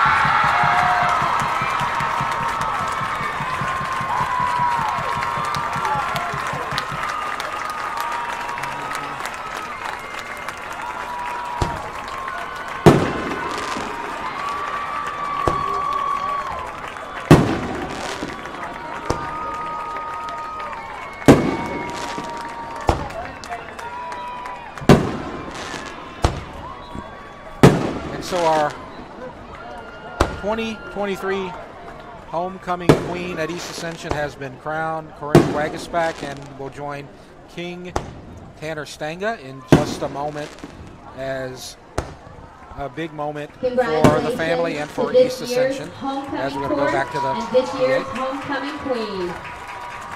So now we are joined at halftime by East Ascension History and Government teacher Carrie Minge. And Carrie, it's great to have you out here again. Yes, happy to be here. So this is a big moment. Tell me a little bit about Corinne. Corinne is involved in a lot of different groups at our school. She is a part of our school news that is shown every day. She's part of that class. She's on the softball team, volleyball team. She's one of our Yell leaders, leads a lot, is a part of a lot of different groups. She's very well known. She's always willing to help, always has a smile on her face. She's a wonderful representative of East Ascension High School. And then you got Tanner Stanga, and that's a good moment for him. Oh, yes. He's also another great kid. Yeah, you just feel bad for what happened to him this year, and it was nice to get him crowned homecoming king. Yes, the senior football players are the ones who picked the homecoming king, and they Tanner wasn't there at the time that they voted, and they unanimously voted for him, and that was a very touching moment to see them do that. Absolutely, and that's a very classic thing to do. And he's been here for 3 years, and he's a big guy in the community. So that's great. So I mean, it's a great night for y'all, and of course you're here to tell us about a lot of the things that have been happening all week here at East Ascension, because obviously this is just the end. It's not really the end. You still got the dance and all that type of stuff, but it's the Friday night moment. But a lot of stuff has been happening this week that you can share with us, and I think we're going to have some pictures we can talk about. So this was Monday's theme, which was barbecue dads and soccer moms. So you can see some of the different takes that these students and faculty all did to do this. It was all of this year's themes were some of my favorites we've ever had, and the majority of the student population got involved in dressing up. It was a lot of fun. So, did you dress up for any of these events? I dressed up for all of them, yes. Okay. So what do we have here? This is still barbecue dads and soccer moms. Okay, so you dressed as a soccer mom? I was a soccer mom. All of my students that are soccer players sent me pictures of themselves, and I made buttons, and I had my whole shirt covered in buttons with my different soccer players. Okay, well, what are some of the other events that are happening that we can see? We also had Tuesday, which was Dynamic Duo Day, or dress as twins or groups. Yeah. And so there's a lot of different things for that. Barbie was popular. You can see right here, this is Dynamic Duo, Smurfs, a lot of Disney characters. Yeah. This is the front office did like gnomes, a lot, but Disney was super popular, and different things like that. Some more of the Dynamic Duo right there.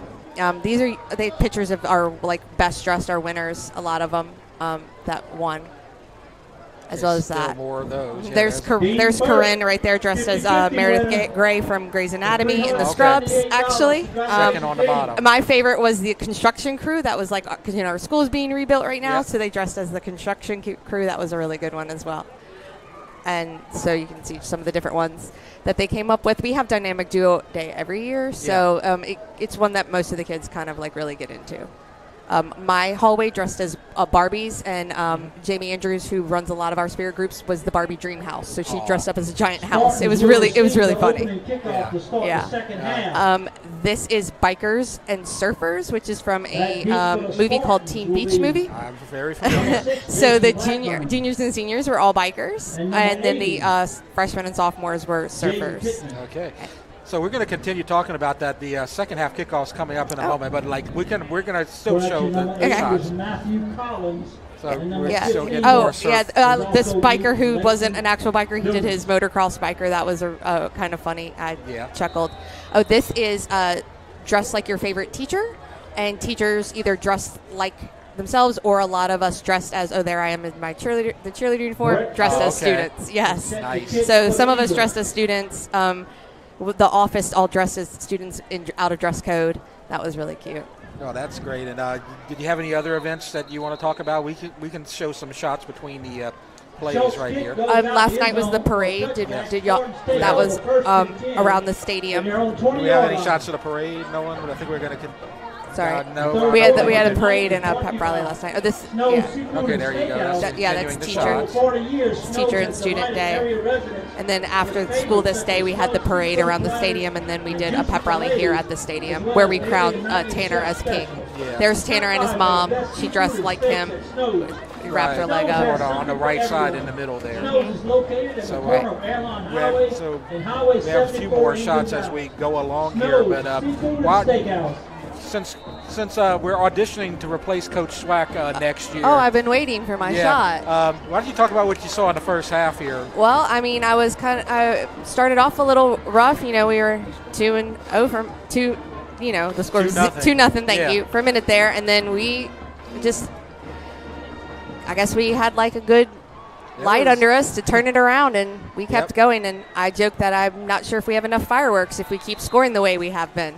Right. So we have any more that we can check out here at all? But so that's all we have for the shots. Besides any of that, what else has happened? Anything yesterday or today that you Today was Too Much Blue Day, and then after school, we just got ready for the game. The girls on the court all met, and we've been with them, and now we have a queen. Right, that's great, and we're going to try to get Corinne out here for an interview later on in the second half. I think we have a player down. Yeah, we have an injury, and one of the players is being helped off. So that's number 27, Aaron Williams, junior running back. Yes, and he's being Peanut. helped off the field. Oh, okay. That's why we brought you in, for the expert analysis. But Carrie, thank you for joining us out here tonight, and thank you for joining us. You were here with us last year, and you always do a great job sharing everything that's been happening out here at East Ascension. So congratulations on what looks like a possible win, and thanks for helping us out again here tonight. Thank you very much. Have a good night. All right, and we'll take a break while we tend to the injury, and we'll come back. You're watching the REV Game of the Week. The athletic training staff of East Ascension High School would like to thank Ascension Equipment, Our Lady of the Lake Health, Piku Builder Supplies, Ross Downing Buick GMC, Walk-Ons, We Live for This, Glaze, Heating and Air, SKR Construction, Austin Fire Systems, for their support of our EA Sports Medicine Program. So you see the players taking a knee as number 27, Aaron Williams, is being helped off the field, and that one down there. He's being tended to on the sideline right now, and we are just one play into the second half, a little short run, and so now they're tending to the injured player. And we just finished our halftime, which, of course, involved the presentation of the homecoming court. Maybe we can take another look at the girls while we have a moment. As you know, the homecoming queen was announced, Corinne Wagisback, and she's in that shot as well as the other girls that we saw, and with the king, Tanner Stanga.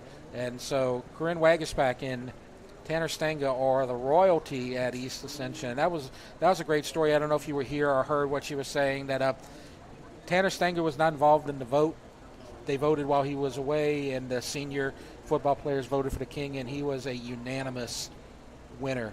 So I think he's been a unanimous winner in the schoolhouse, and he's been a unanimous winner on the field, whether it's I think baseball, or I think I've seen him in track before. I know he was a middle school track guy. Yeah. And then, of course, football. And then Wagisback is, a big-time athlete at school, but, right, involved in a lot of other activities, which, a lot of these, probably all of these girls are, easily could be involved in a lot of things and then on top of that, you just never know, what's going to happen with the vote. Right, and so two well-deserving kids. So they're still tending to the injured player. So we've got a break right here and come back when everything's taken care of. But you're watching the REV Game of the Week. REV Business started small in 1935. We built our reputation by providing hometown service with Louisiana hustle. For nearly 90 years, we've expanded across our great state, through the swamps and across the Mississippi, bringing fiber optics from the capital to the North Shore, all to connect your business with the world.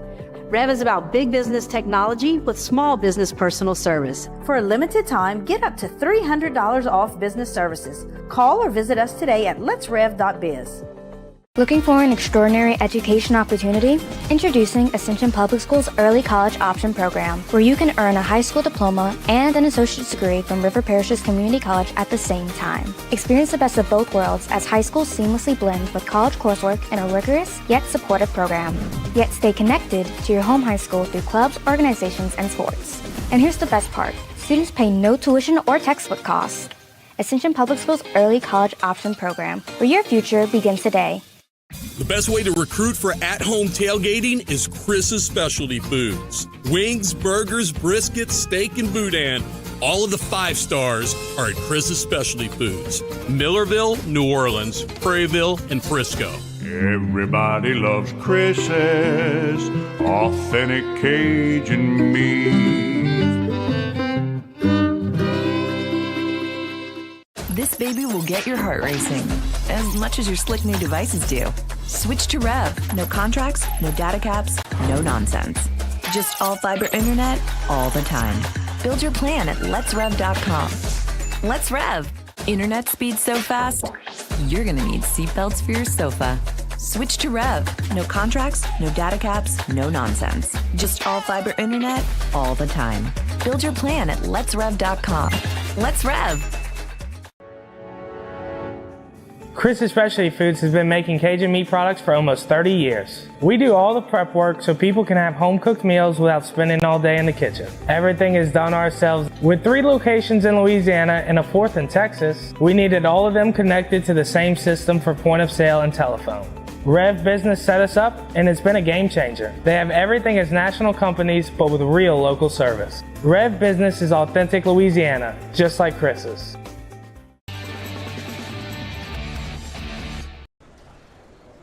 Welcome back to the REV Game of the Week. It's 35-2 starting the third quarter, East Ascension versus Live Oak, and you have the great shot there of Darnell Lee, the latest member of the East Ascension Hall of Fame class. He was inducted pregame tonight, and this is the reason why he's in that Hall of Fame, Coach. He has a Hall of Fame performance out of his team so far tonight. And a lot of fun for the fans. You have a number of great things happening in the game. And, of course, we hope number 27 Aaron Williams. Aaron Williams is going to be all right, but he's waving to everybody, and so that's always a good sign. But you're talking about homecoming activities, Hall of Fame, the Spartans Walk of Fame, and then I just told somebody down there one time this thing was 2-0.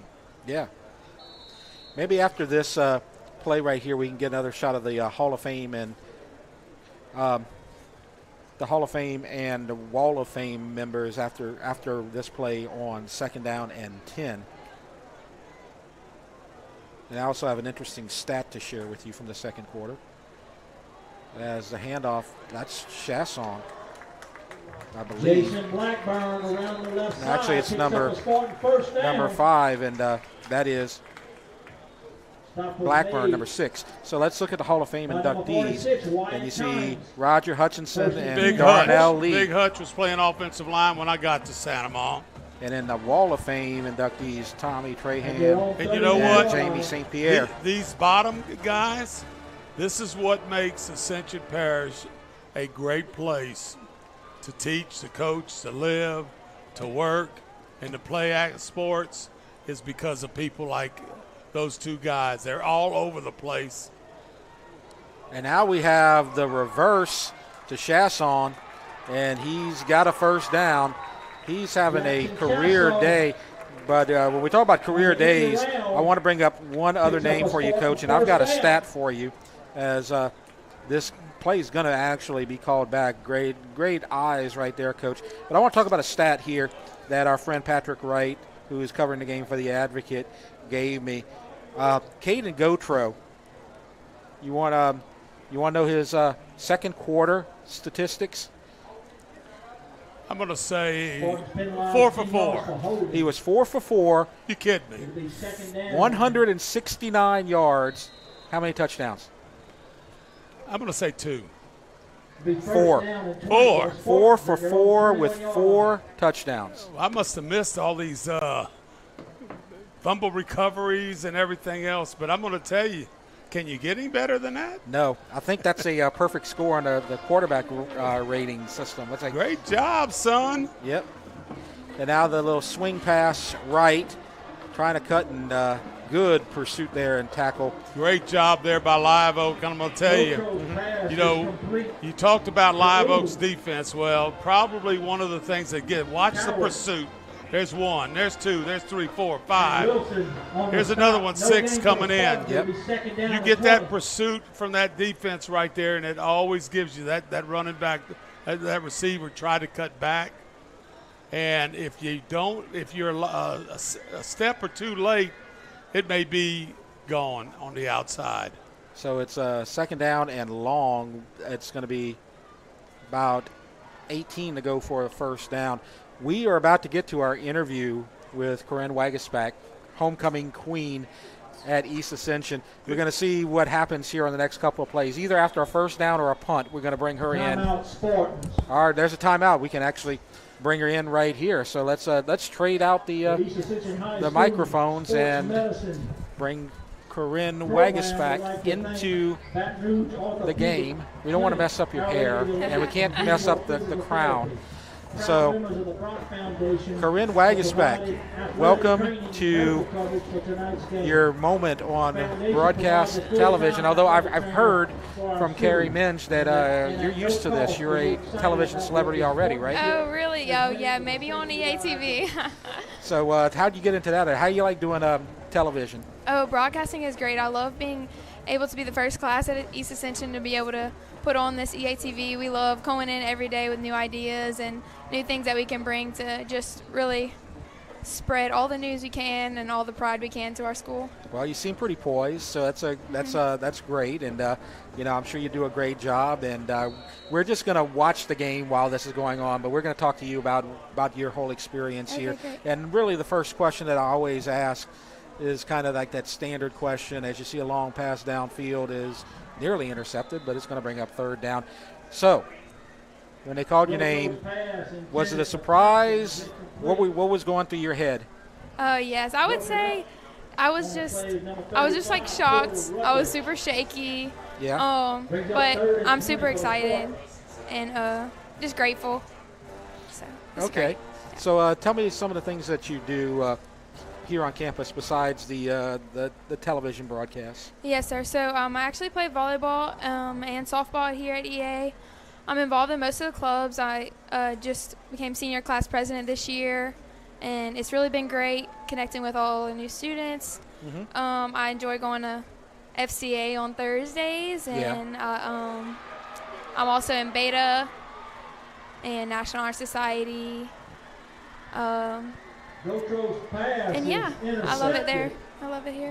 Yeah, so you see the interception there, but they're still very comfortably ahead. How did you like that first half? That was an incredible second quarter. Yes, I'm so proud of our team. Definitely a big comeback, and proud of how they've been working and overcoming that for sure. So you know a lot about this because you're an athlete, right? Yes, so you play volleyball and softball, right? I saw you guys play against Dutchtown on Wednesday, and you guys have had a heck of a season in volleyball. You're going to make the playoffs. You were undefeated in district going into that game. So yes, sir. How was that? Talk about your volleyball team. Yes, it was super exciting. We have a really close bond with our volleyball team currently. We're super excited about playoffs. We've been following closely, and we're just excited for what's to come. We going into that match, we were ready. We were started off strong, you know. Mm-hmm. Yep, we were just ready for the next game now. Yeah, y'all. I mean, you lost in 5 to Dutchtown, but they're a really good team, and y'all were up 2-0, but couldn't close it. But I was really impressed with your team. That was the first time I had seen y'all all year, and you've been playing softball for a long time, and. You've seen a lot in the 4 years over here. Like y'all started out and y'all were not so good. Now you're a playoff team, and now you got a new coach with Coach Ricka coming in. So talk about all that. Going into freshman year, I was actually ineligible my first year playing all sports. It was hard, but coming off of that, we built slowly each year, getting better and better. With volleyball as well as softball. Softball this year, we're super excited about Coach Ricka. I love her already. Haven't got to do too much with her since I'm in volleyball right now, but we're super excited. Yeah, and it should be a good season, and she's a good coach. She's had a lot of experience around there. So you got the shot at the end of halftime with the King, Tanner Stanga. Talk about that. Talk about you and him as your experiences with Tanner. Yeah, I've known Tanner since my freshman year. We've been in a lot of classes together, and he's a friend of mine. We've traveled together on EF tours with Miss Andrews through the school. So, yeah, I'm excited for him. Yeah. And I know he's excited for me, too. Right. That was a very big moment, a very touching moment to see him after his injury this season. Yes, sir. Yes, sir. So I guess one of the other things I always like to do with you guys is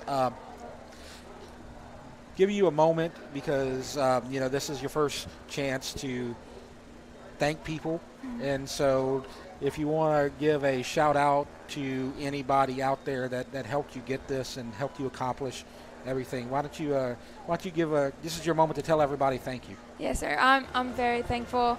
I just want to say thank you to all my family, all my friends. There was so much love throughout this whole week, not just in, homecoming court, but just everything I do. I'm so grateful for my mom and dad who've been such great role models and the biggest support system to me.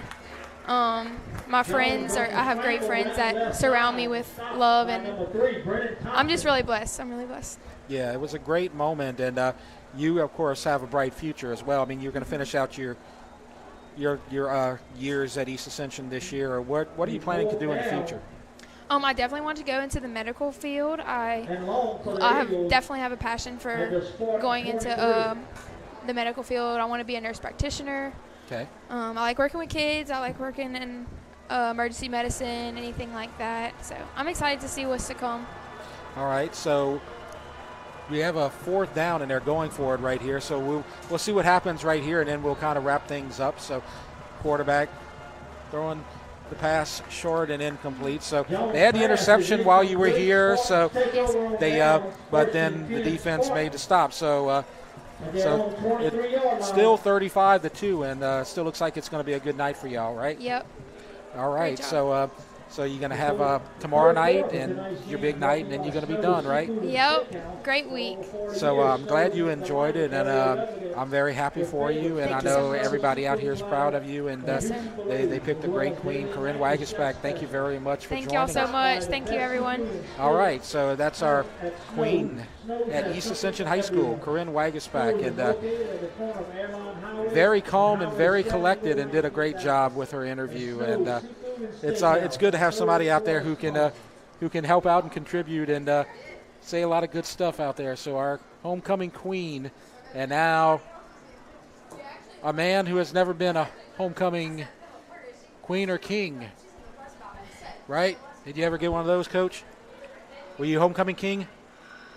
I'm going to say absolutely not. Well, that's all right. You're the king of our broadcast here, Coach, as they give the ball to Jason Blackburn on first down. And I tell you what, Corinne did a great job, and it's a great choice for Queen out here, right? I came and watched her play softball, I think, last summer. Yeah. Very outstanding athlete. Mm-hmm. And I'm proud to say that her grandfather, Gerald Wagesback, I knew there was going to have to be something special happen to get him to a football game. Yeah. And here it was. Well, he's definitely proud. As we have a whistle here. So, of course, while you were away, you had the interception, but it did not cost any points.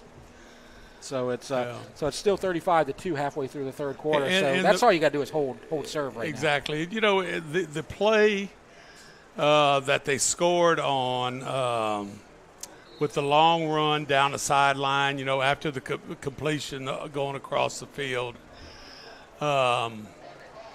was basically the same thing on the interception. Just a little bit of throw going the other way. So after the penalty, they get some of the yardage back and then some, so it's going to be about 3rd down and 9. We have an update from the pit as Walker has scored, so it's 14-7 in the third quarter.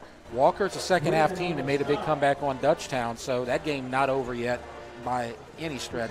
Dutchtown, that game's about over. It's at the end of the third quarter, 31-0, Dutchtown leads.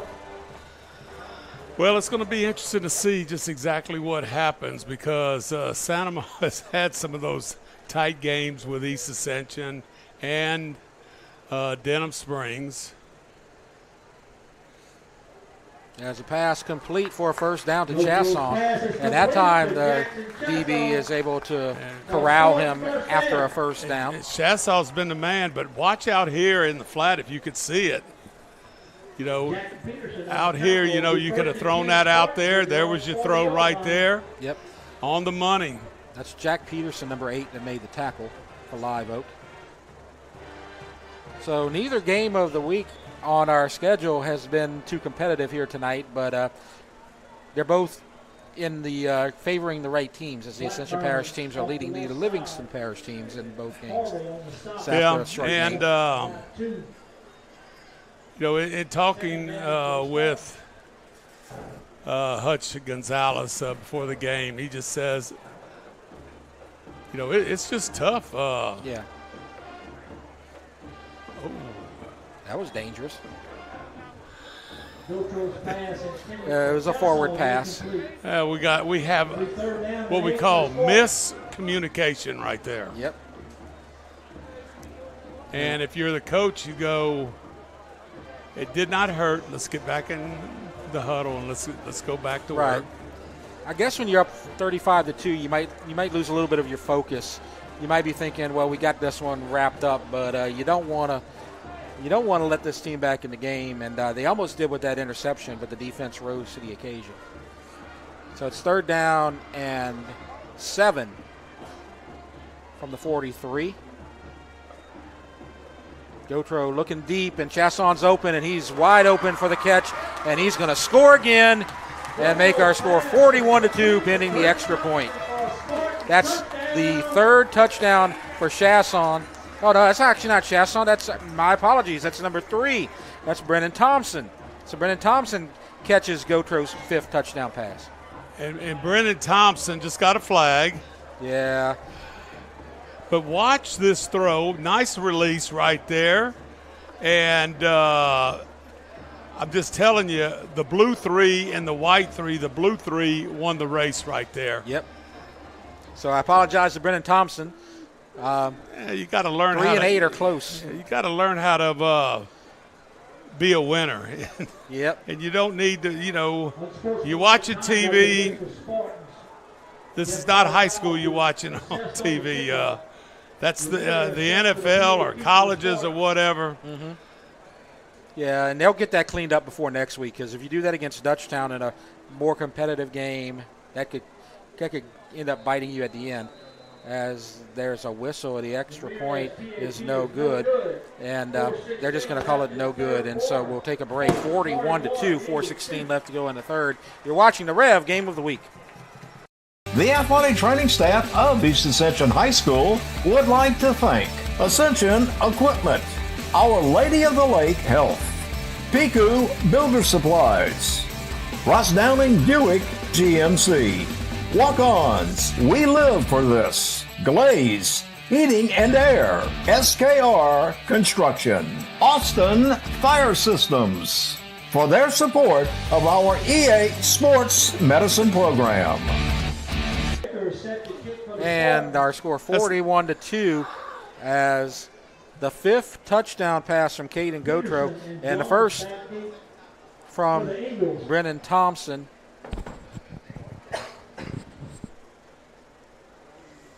So a great night for Gotro. He did have that 1 interception in the third, but 5 touchdowns trumps 1 interception.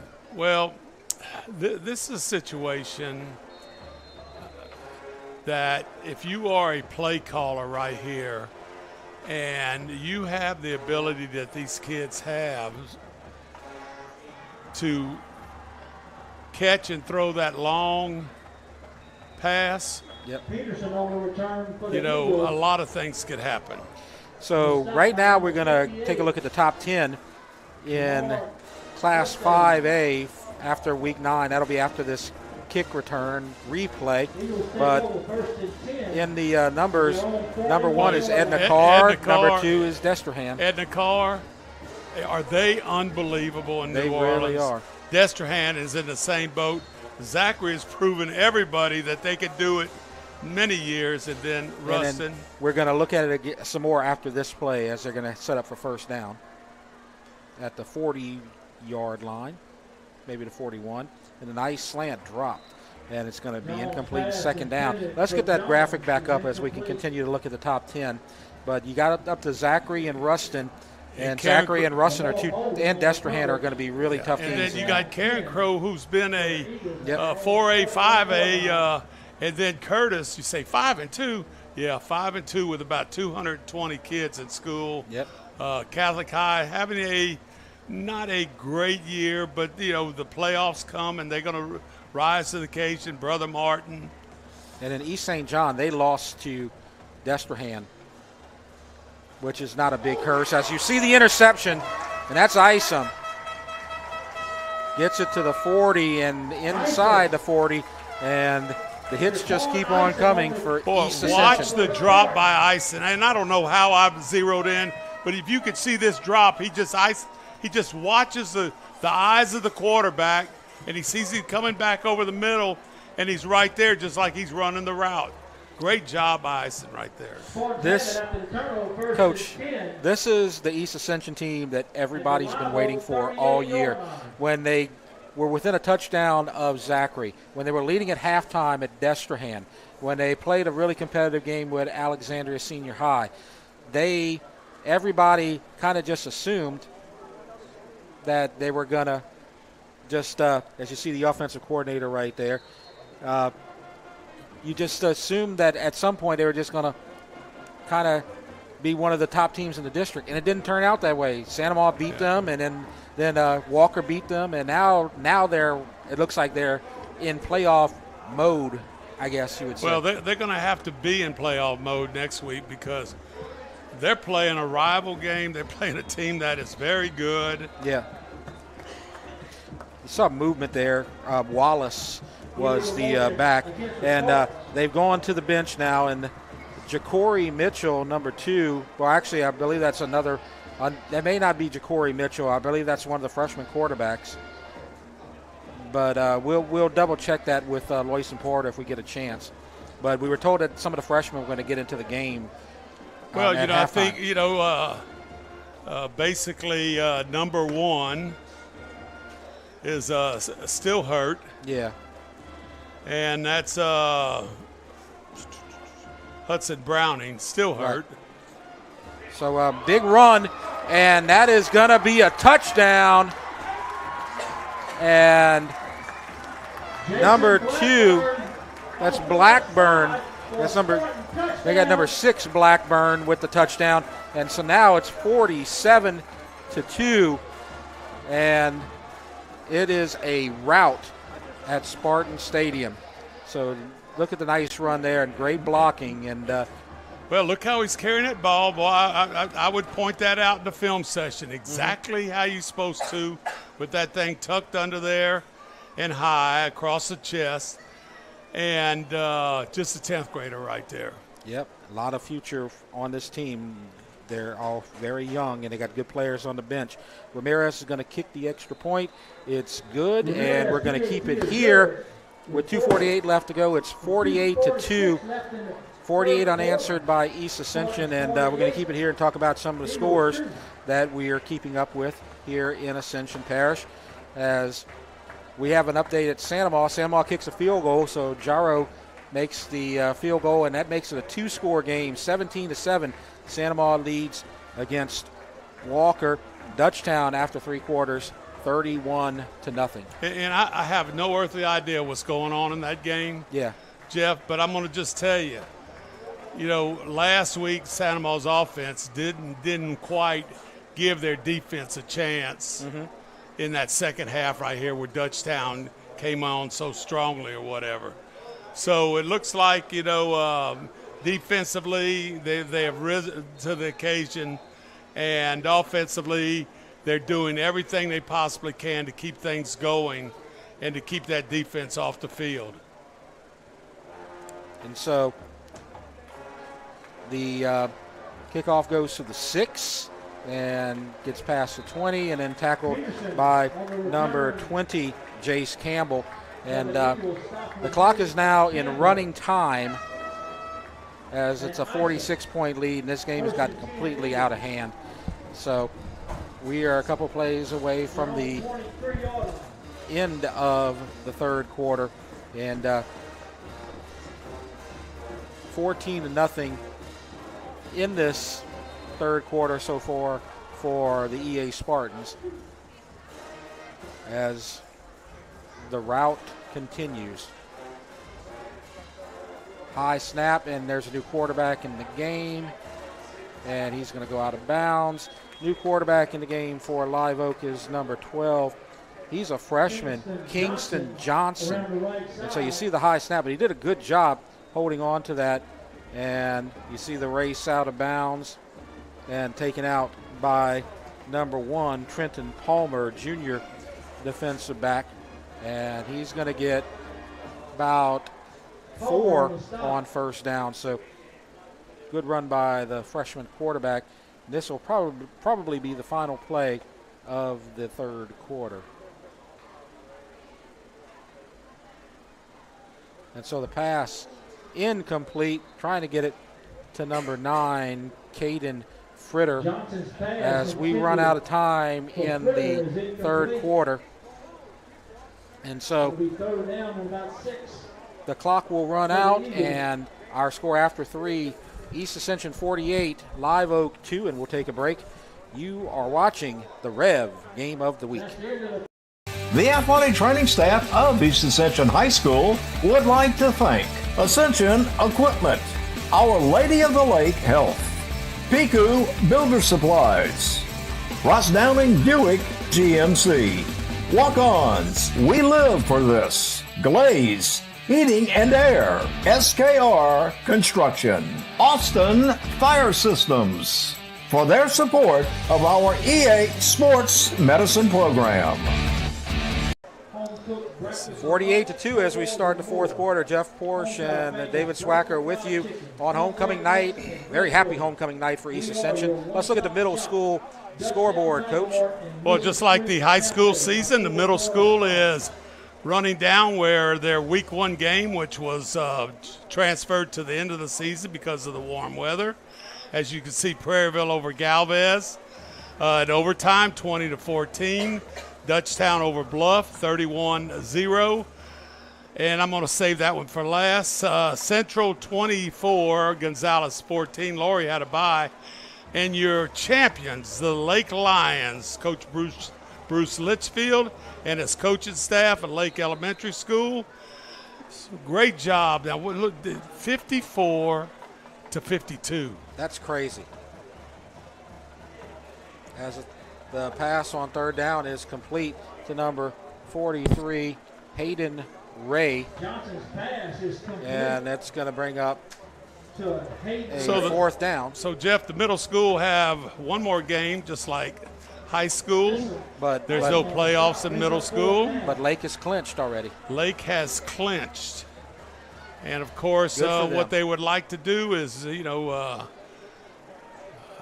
go in as or finish the season as number 1 by themselves. So Dutchtown scored again, Coach. It's 38-0 in that game as there's under 4 minutes left to go. So they've done their part. And on the other side of that, Coach Hopper says, we need to do some scoring here to help out our score. And the punt is taken on some bounces and taken to the 27-yard line as we see number 16, I believe that's Oob on the return. And we have the new quarterback. We did get an update from Loyson Porter. The new quarterback was number 2, freshman Zaylen Smith. And so he was the quarterback on that previous drive. We thank Loyson for that update.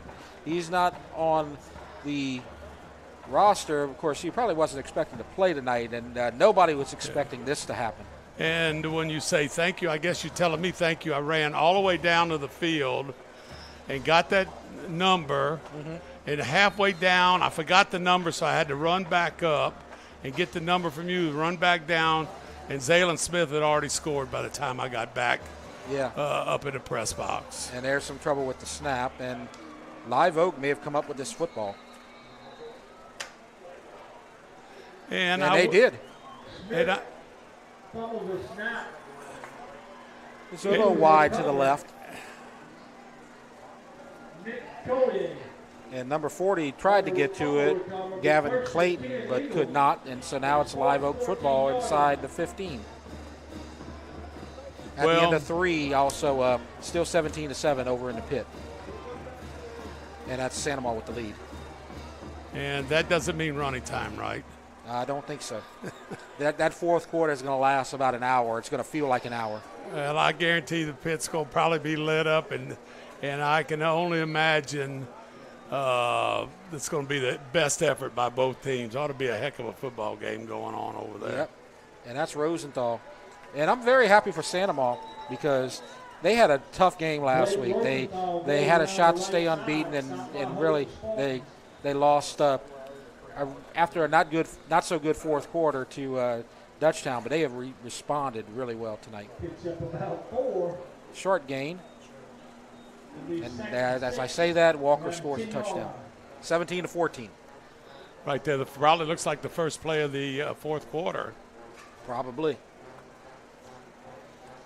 2nd and 6 for Live Oak. Running clock, moving very quickly. And that's Rosenthal again. Might have a first down. I call that a little Z-cut play where he looks like he's running to the left and then he plants and he goes back in the other direction. A little misdirection look. So it's 3rd down in inches. And that clock is now inside of 8 minutes. So it's going to come down to next week probably, as East Ascension has an easy victory secured here tonight with 48 points.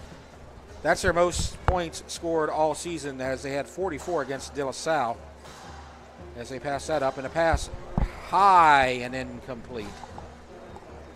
And not a lot of touch on that one, as they tried to get it to 17. Landry Smart. And so on 4th and 1, they're going to go for it. So we'll wait and see what happens here.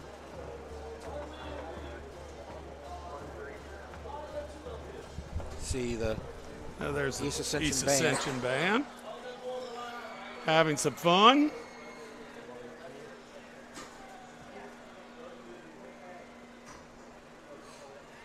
Yeah, usually the quarterback's been running a little ISO play to the right or left. He's going to keep it right up the middle and score. Nice choice by the Live Oak quarterback, Johnson. And so they get it to 48-8 with an extra point pending.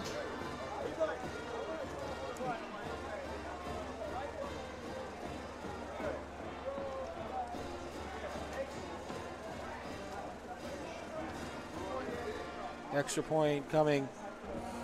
I believe that's going to be Breck Schultz, a junior. And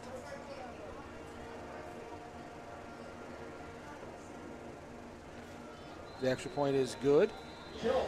So it's 48. Sorry, it's no good. It's 48-8, and we're going to keep it here. And want to mention the Hall of Fame and Walk of Fame again. The Wall of Fame is for people who have given substantial time, money, or both to the school. And those two guys, Jamie St. Pierre and Tommy Trahan, they were inducted. And the EA Athletic Hall of Fame are for their athletic achievements. That was Roger Hutchinson and Darnell Lee. And you heard all the introductions in there, all their incredible numbers, especially when you talk about Darnell Lee, as he was a graduate in '93. He was a football and basketball star, all-district DB, went to McNeese, and he was a 4-year letterman, played in a national championship game, lost to Youngstown State, and then he played in the indoor football league and had a great career there, and has won championships on that level, and then he's won district championships ever since he's been here. So Darnell Lee's a perfect example of a man that has enjoyed life. Yes, he has. Boy. And Roger Hutchinson has also enjoyed life, too. No doubt. How much fun has that been, playing in all that, those different leagues? Yep. Maybe an onside kick here. But goes into the end zone, as they just, it's already out of reach, so they're just going to concede that. Roger Hutchinson, the letterman at LSU. And, big man back in those days. You coached against them, all right? Big man, and has dedicated his life to kids and coaching, and then also involved in the police department. Yeah, he's a sheriff. So he's moved into law enforcement and had a great career there. Then you have Tommy Trahan, who has done a lot of contributions and talked about being the Booster Club president and helped a lot with the facilities here on campus. And then Jamie St. Pierre has also done a lot of that. He's helped out, especially with dugouts and backstops, as the ball's on the ground again.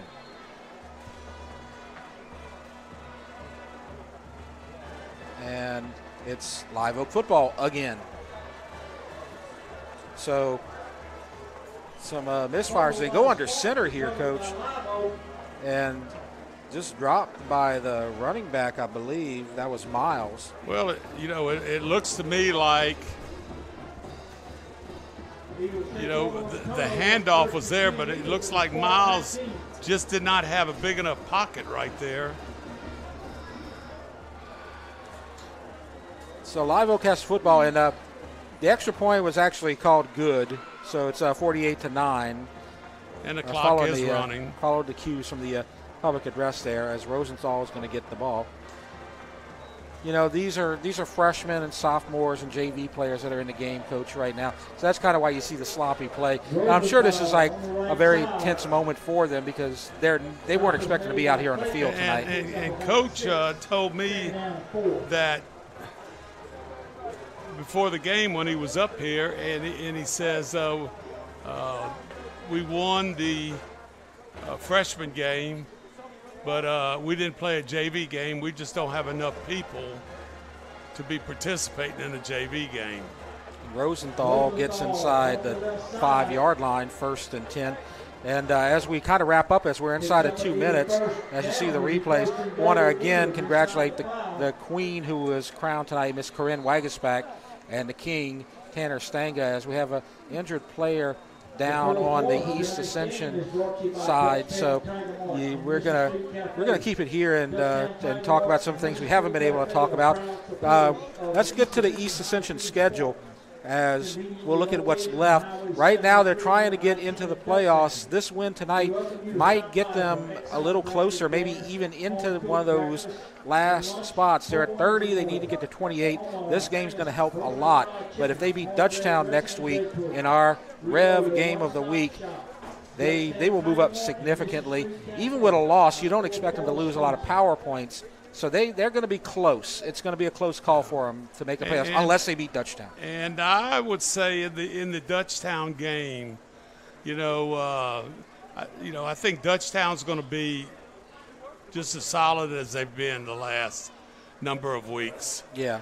But on the other side of that, I think Dutchtown has a pretty sound running attack. They completed some nice little passes against Sanamaw. Mm-hmm. But I'm just kind of wondering, the East Ascension running attack, how good is it going to be against the Dutchtown defense? Yeah, it's going to be interesting because Dutchtown's defense is outstanding. As you see them, we talked about them throwing the shutout again tonight against Denham Springs, and they only gave up 7 against Sanamaw. So they have an outstanding defense. So that's going to be a big deal as you see the defensive coaches trying to fire up their guys.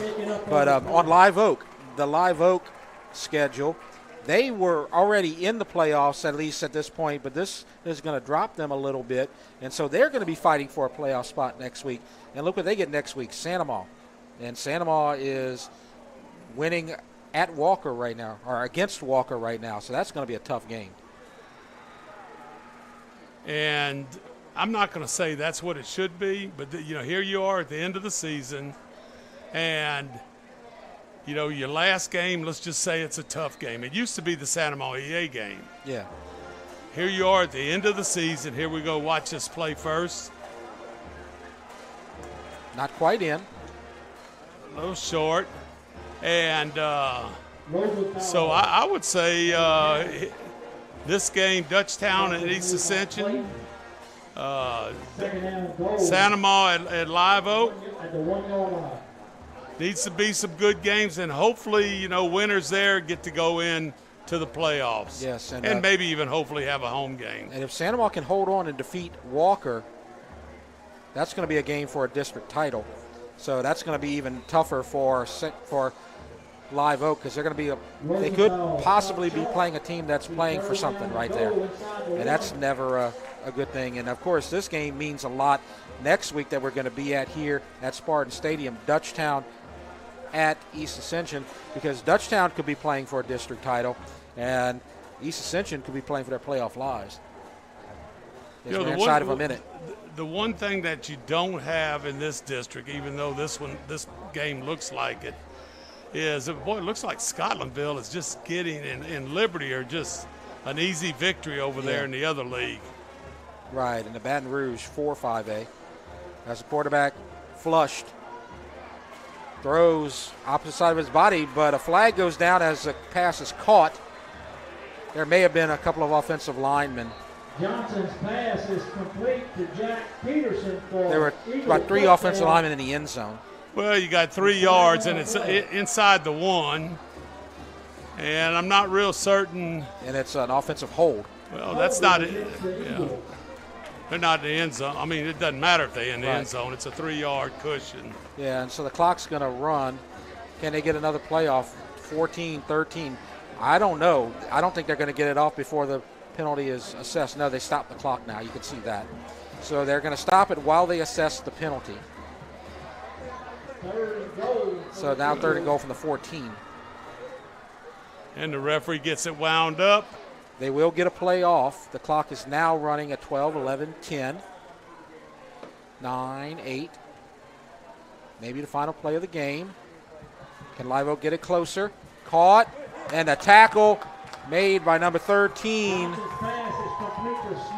Number 13 is Traven Richardson. And that will end the game. And we want to bring up that Walker is just taking the lead on Sanoma in the 4th quarter. So that game still up for grabs, and we'll update you on that if we get a chance while we finish our broadcast here tonight. But our final score as the clock runs out on homecoming night, East Ascension 48, Live Oak 9. And we're going to take a break and talk about everything that we've seen and everything we're going to see. You're watching the Rev Game of the Week. Looking for an extraordinary education opportunity? Introducing Ascension Public Schools Early College Option Program, where you can earn a high school diploma and an associate's degree from River Parishes Community College at the same time. Experience the best of both worlds as high school seamlessly blends with college coursework in a rigorous yet supportive program. Yet stay connected to your home high school through clubs, organizations, and sports. And here's the best part. Students pay no tuition or textbook cost. Ascension Public Schools Early College Option Program, where your future begins today. Lamar Dixon's role from an entertainment standpoint is to be an economic engine for South Louisiana and Ascension Parish, to create an environment that people don't have to really leave their home in South Louisiana to have a world-class entertainment value. The partnership between Lamar and Rev has been a seamless marriage that I don't know how we lived without, and really knew what they were talking about and took the time to learn what we did instead of just sell us a product. I knew that that was going to be our company for life. I highly recommend Rev Business. We just moved, so there's millions of... Dahlias in bloom, over 9 acres. When we started, we grew 1/4 of an acre. Now I'm taking on new products on the regular. We always dreamed of having this property, so... I want to make my yard look as beautiful as... Largemouth bass? Yep. We've got tons of them, don't we, buddy? There are millions of ways to make the most of your land. How will you make the most of yours? Come see us at Ascension Equipment for John Deere sales and service. Save more today and mow tomorrow.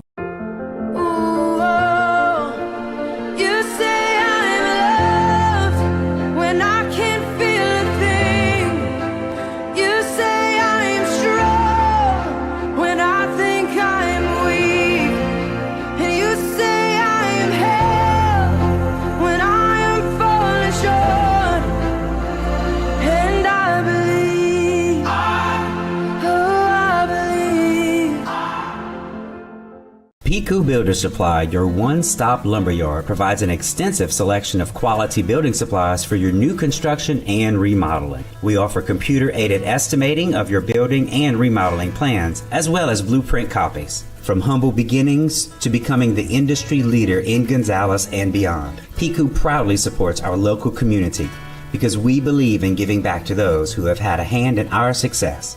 Let the experts at Piku Builder Supply help you with your new project today.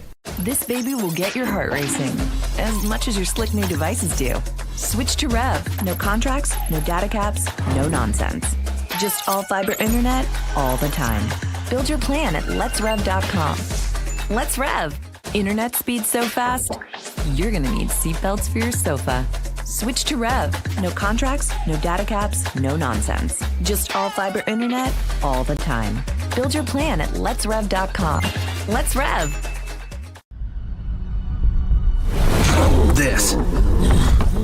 This is a walk-on athlete. They push harder and put their heart into the game.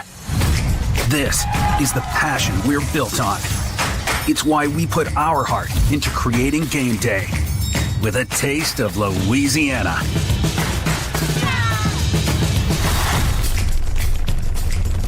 Walk-ons. We live for this.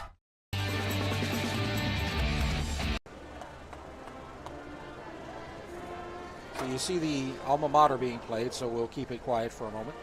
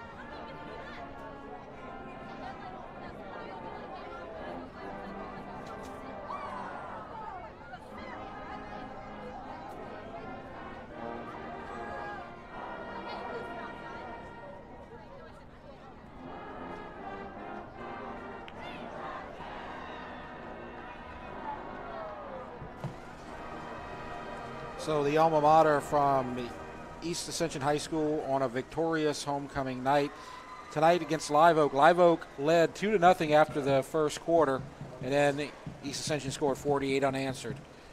Live Oak comes back with a late touchdown. Our final score 48-9. Just a total rout by the Spartans, Coach. I tell you what, when you coach long enough, probably everything that could happen to you should have happened to you, one way or the other, whether it be positive or negative. And tonight, you know, this game started right off the bat for Live Oak. It looked like something positive was going to happen to them, and Darnell Lee was probably saying, geez, how many times we got to go through this? And then all of a sudden, things completely changed. And East Ascension took advantage of some opportunities. Their kids made plays, and they scored a bunch of points. And you're wondering, because this is exactly what happened last year at the end of the year. And so let's just see where it takes them, because I'm going to tell you, next week is going to be a big week for them. Yep. And they're going to be playing for their playoff lives. Exactly. And then, Dutchtown on the other side of this is in the playoffs basically already. But you know what they're playing for? To see if we could get a better opportunity or better situation. Yep. So, we're not just going to show up and let East Ascension, do whatever they want to do or whatever. So it's going to be interesting to see what happens this last week. I'm really pleased. I'm really proud of the district that, the Ascension Parish and the Livingston Parish gives us an opportunity, gives everybody an opportunity to have a great opponent. Live Oak brought a nice crowd over here today. East Ascension had a nice crowd. A great opportunity to play football in front of a pretty nice homecoming crowd there for the Spartans. And so the final updates that we have from the other games in district, Dutchtown wins 38-7 over Denham Springs. And in the fourth quarter, Walker has taken the lead 20-17 over Santa Ma over at the pit. So we'll see what happens. Potentially next week, Dutchtown could be playing for a district title, or they could be playing for playoff positioning. But no matter what, it's going to be a big game next week. Our game of the week will be Dutchtown at EA right here at Spartan Stadium.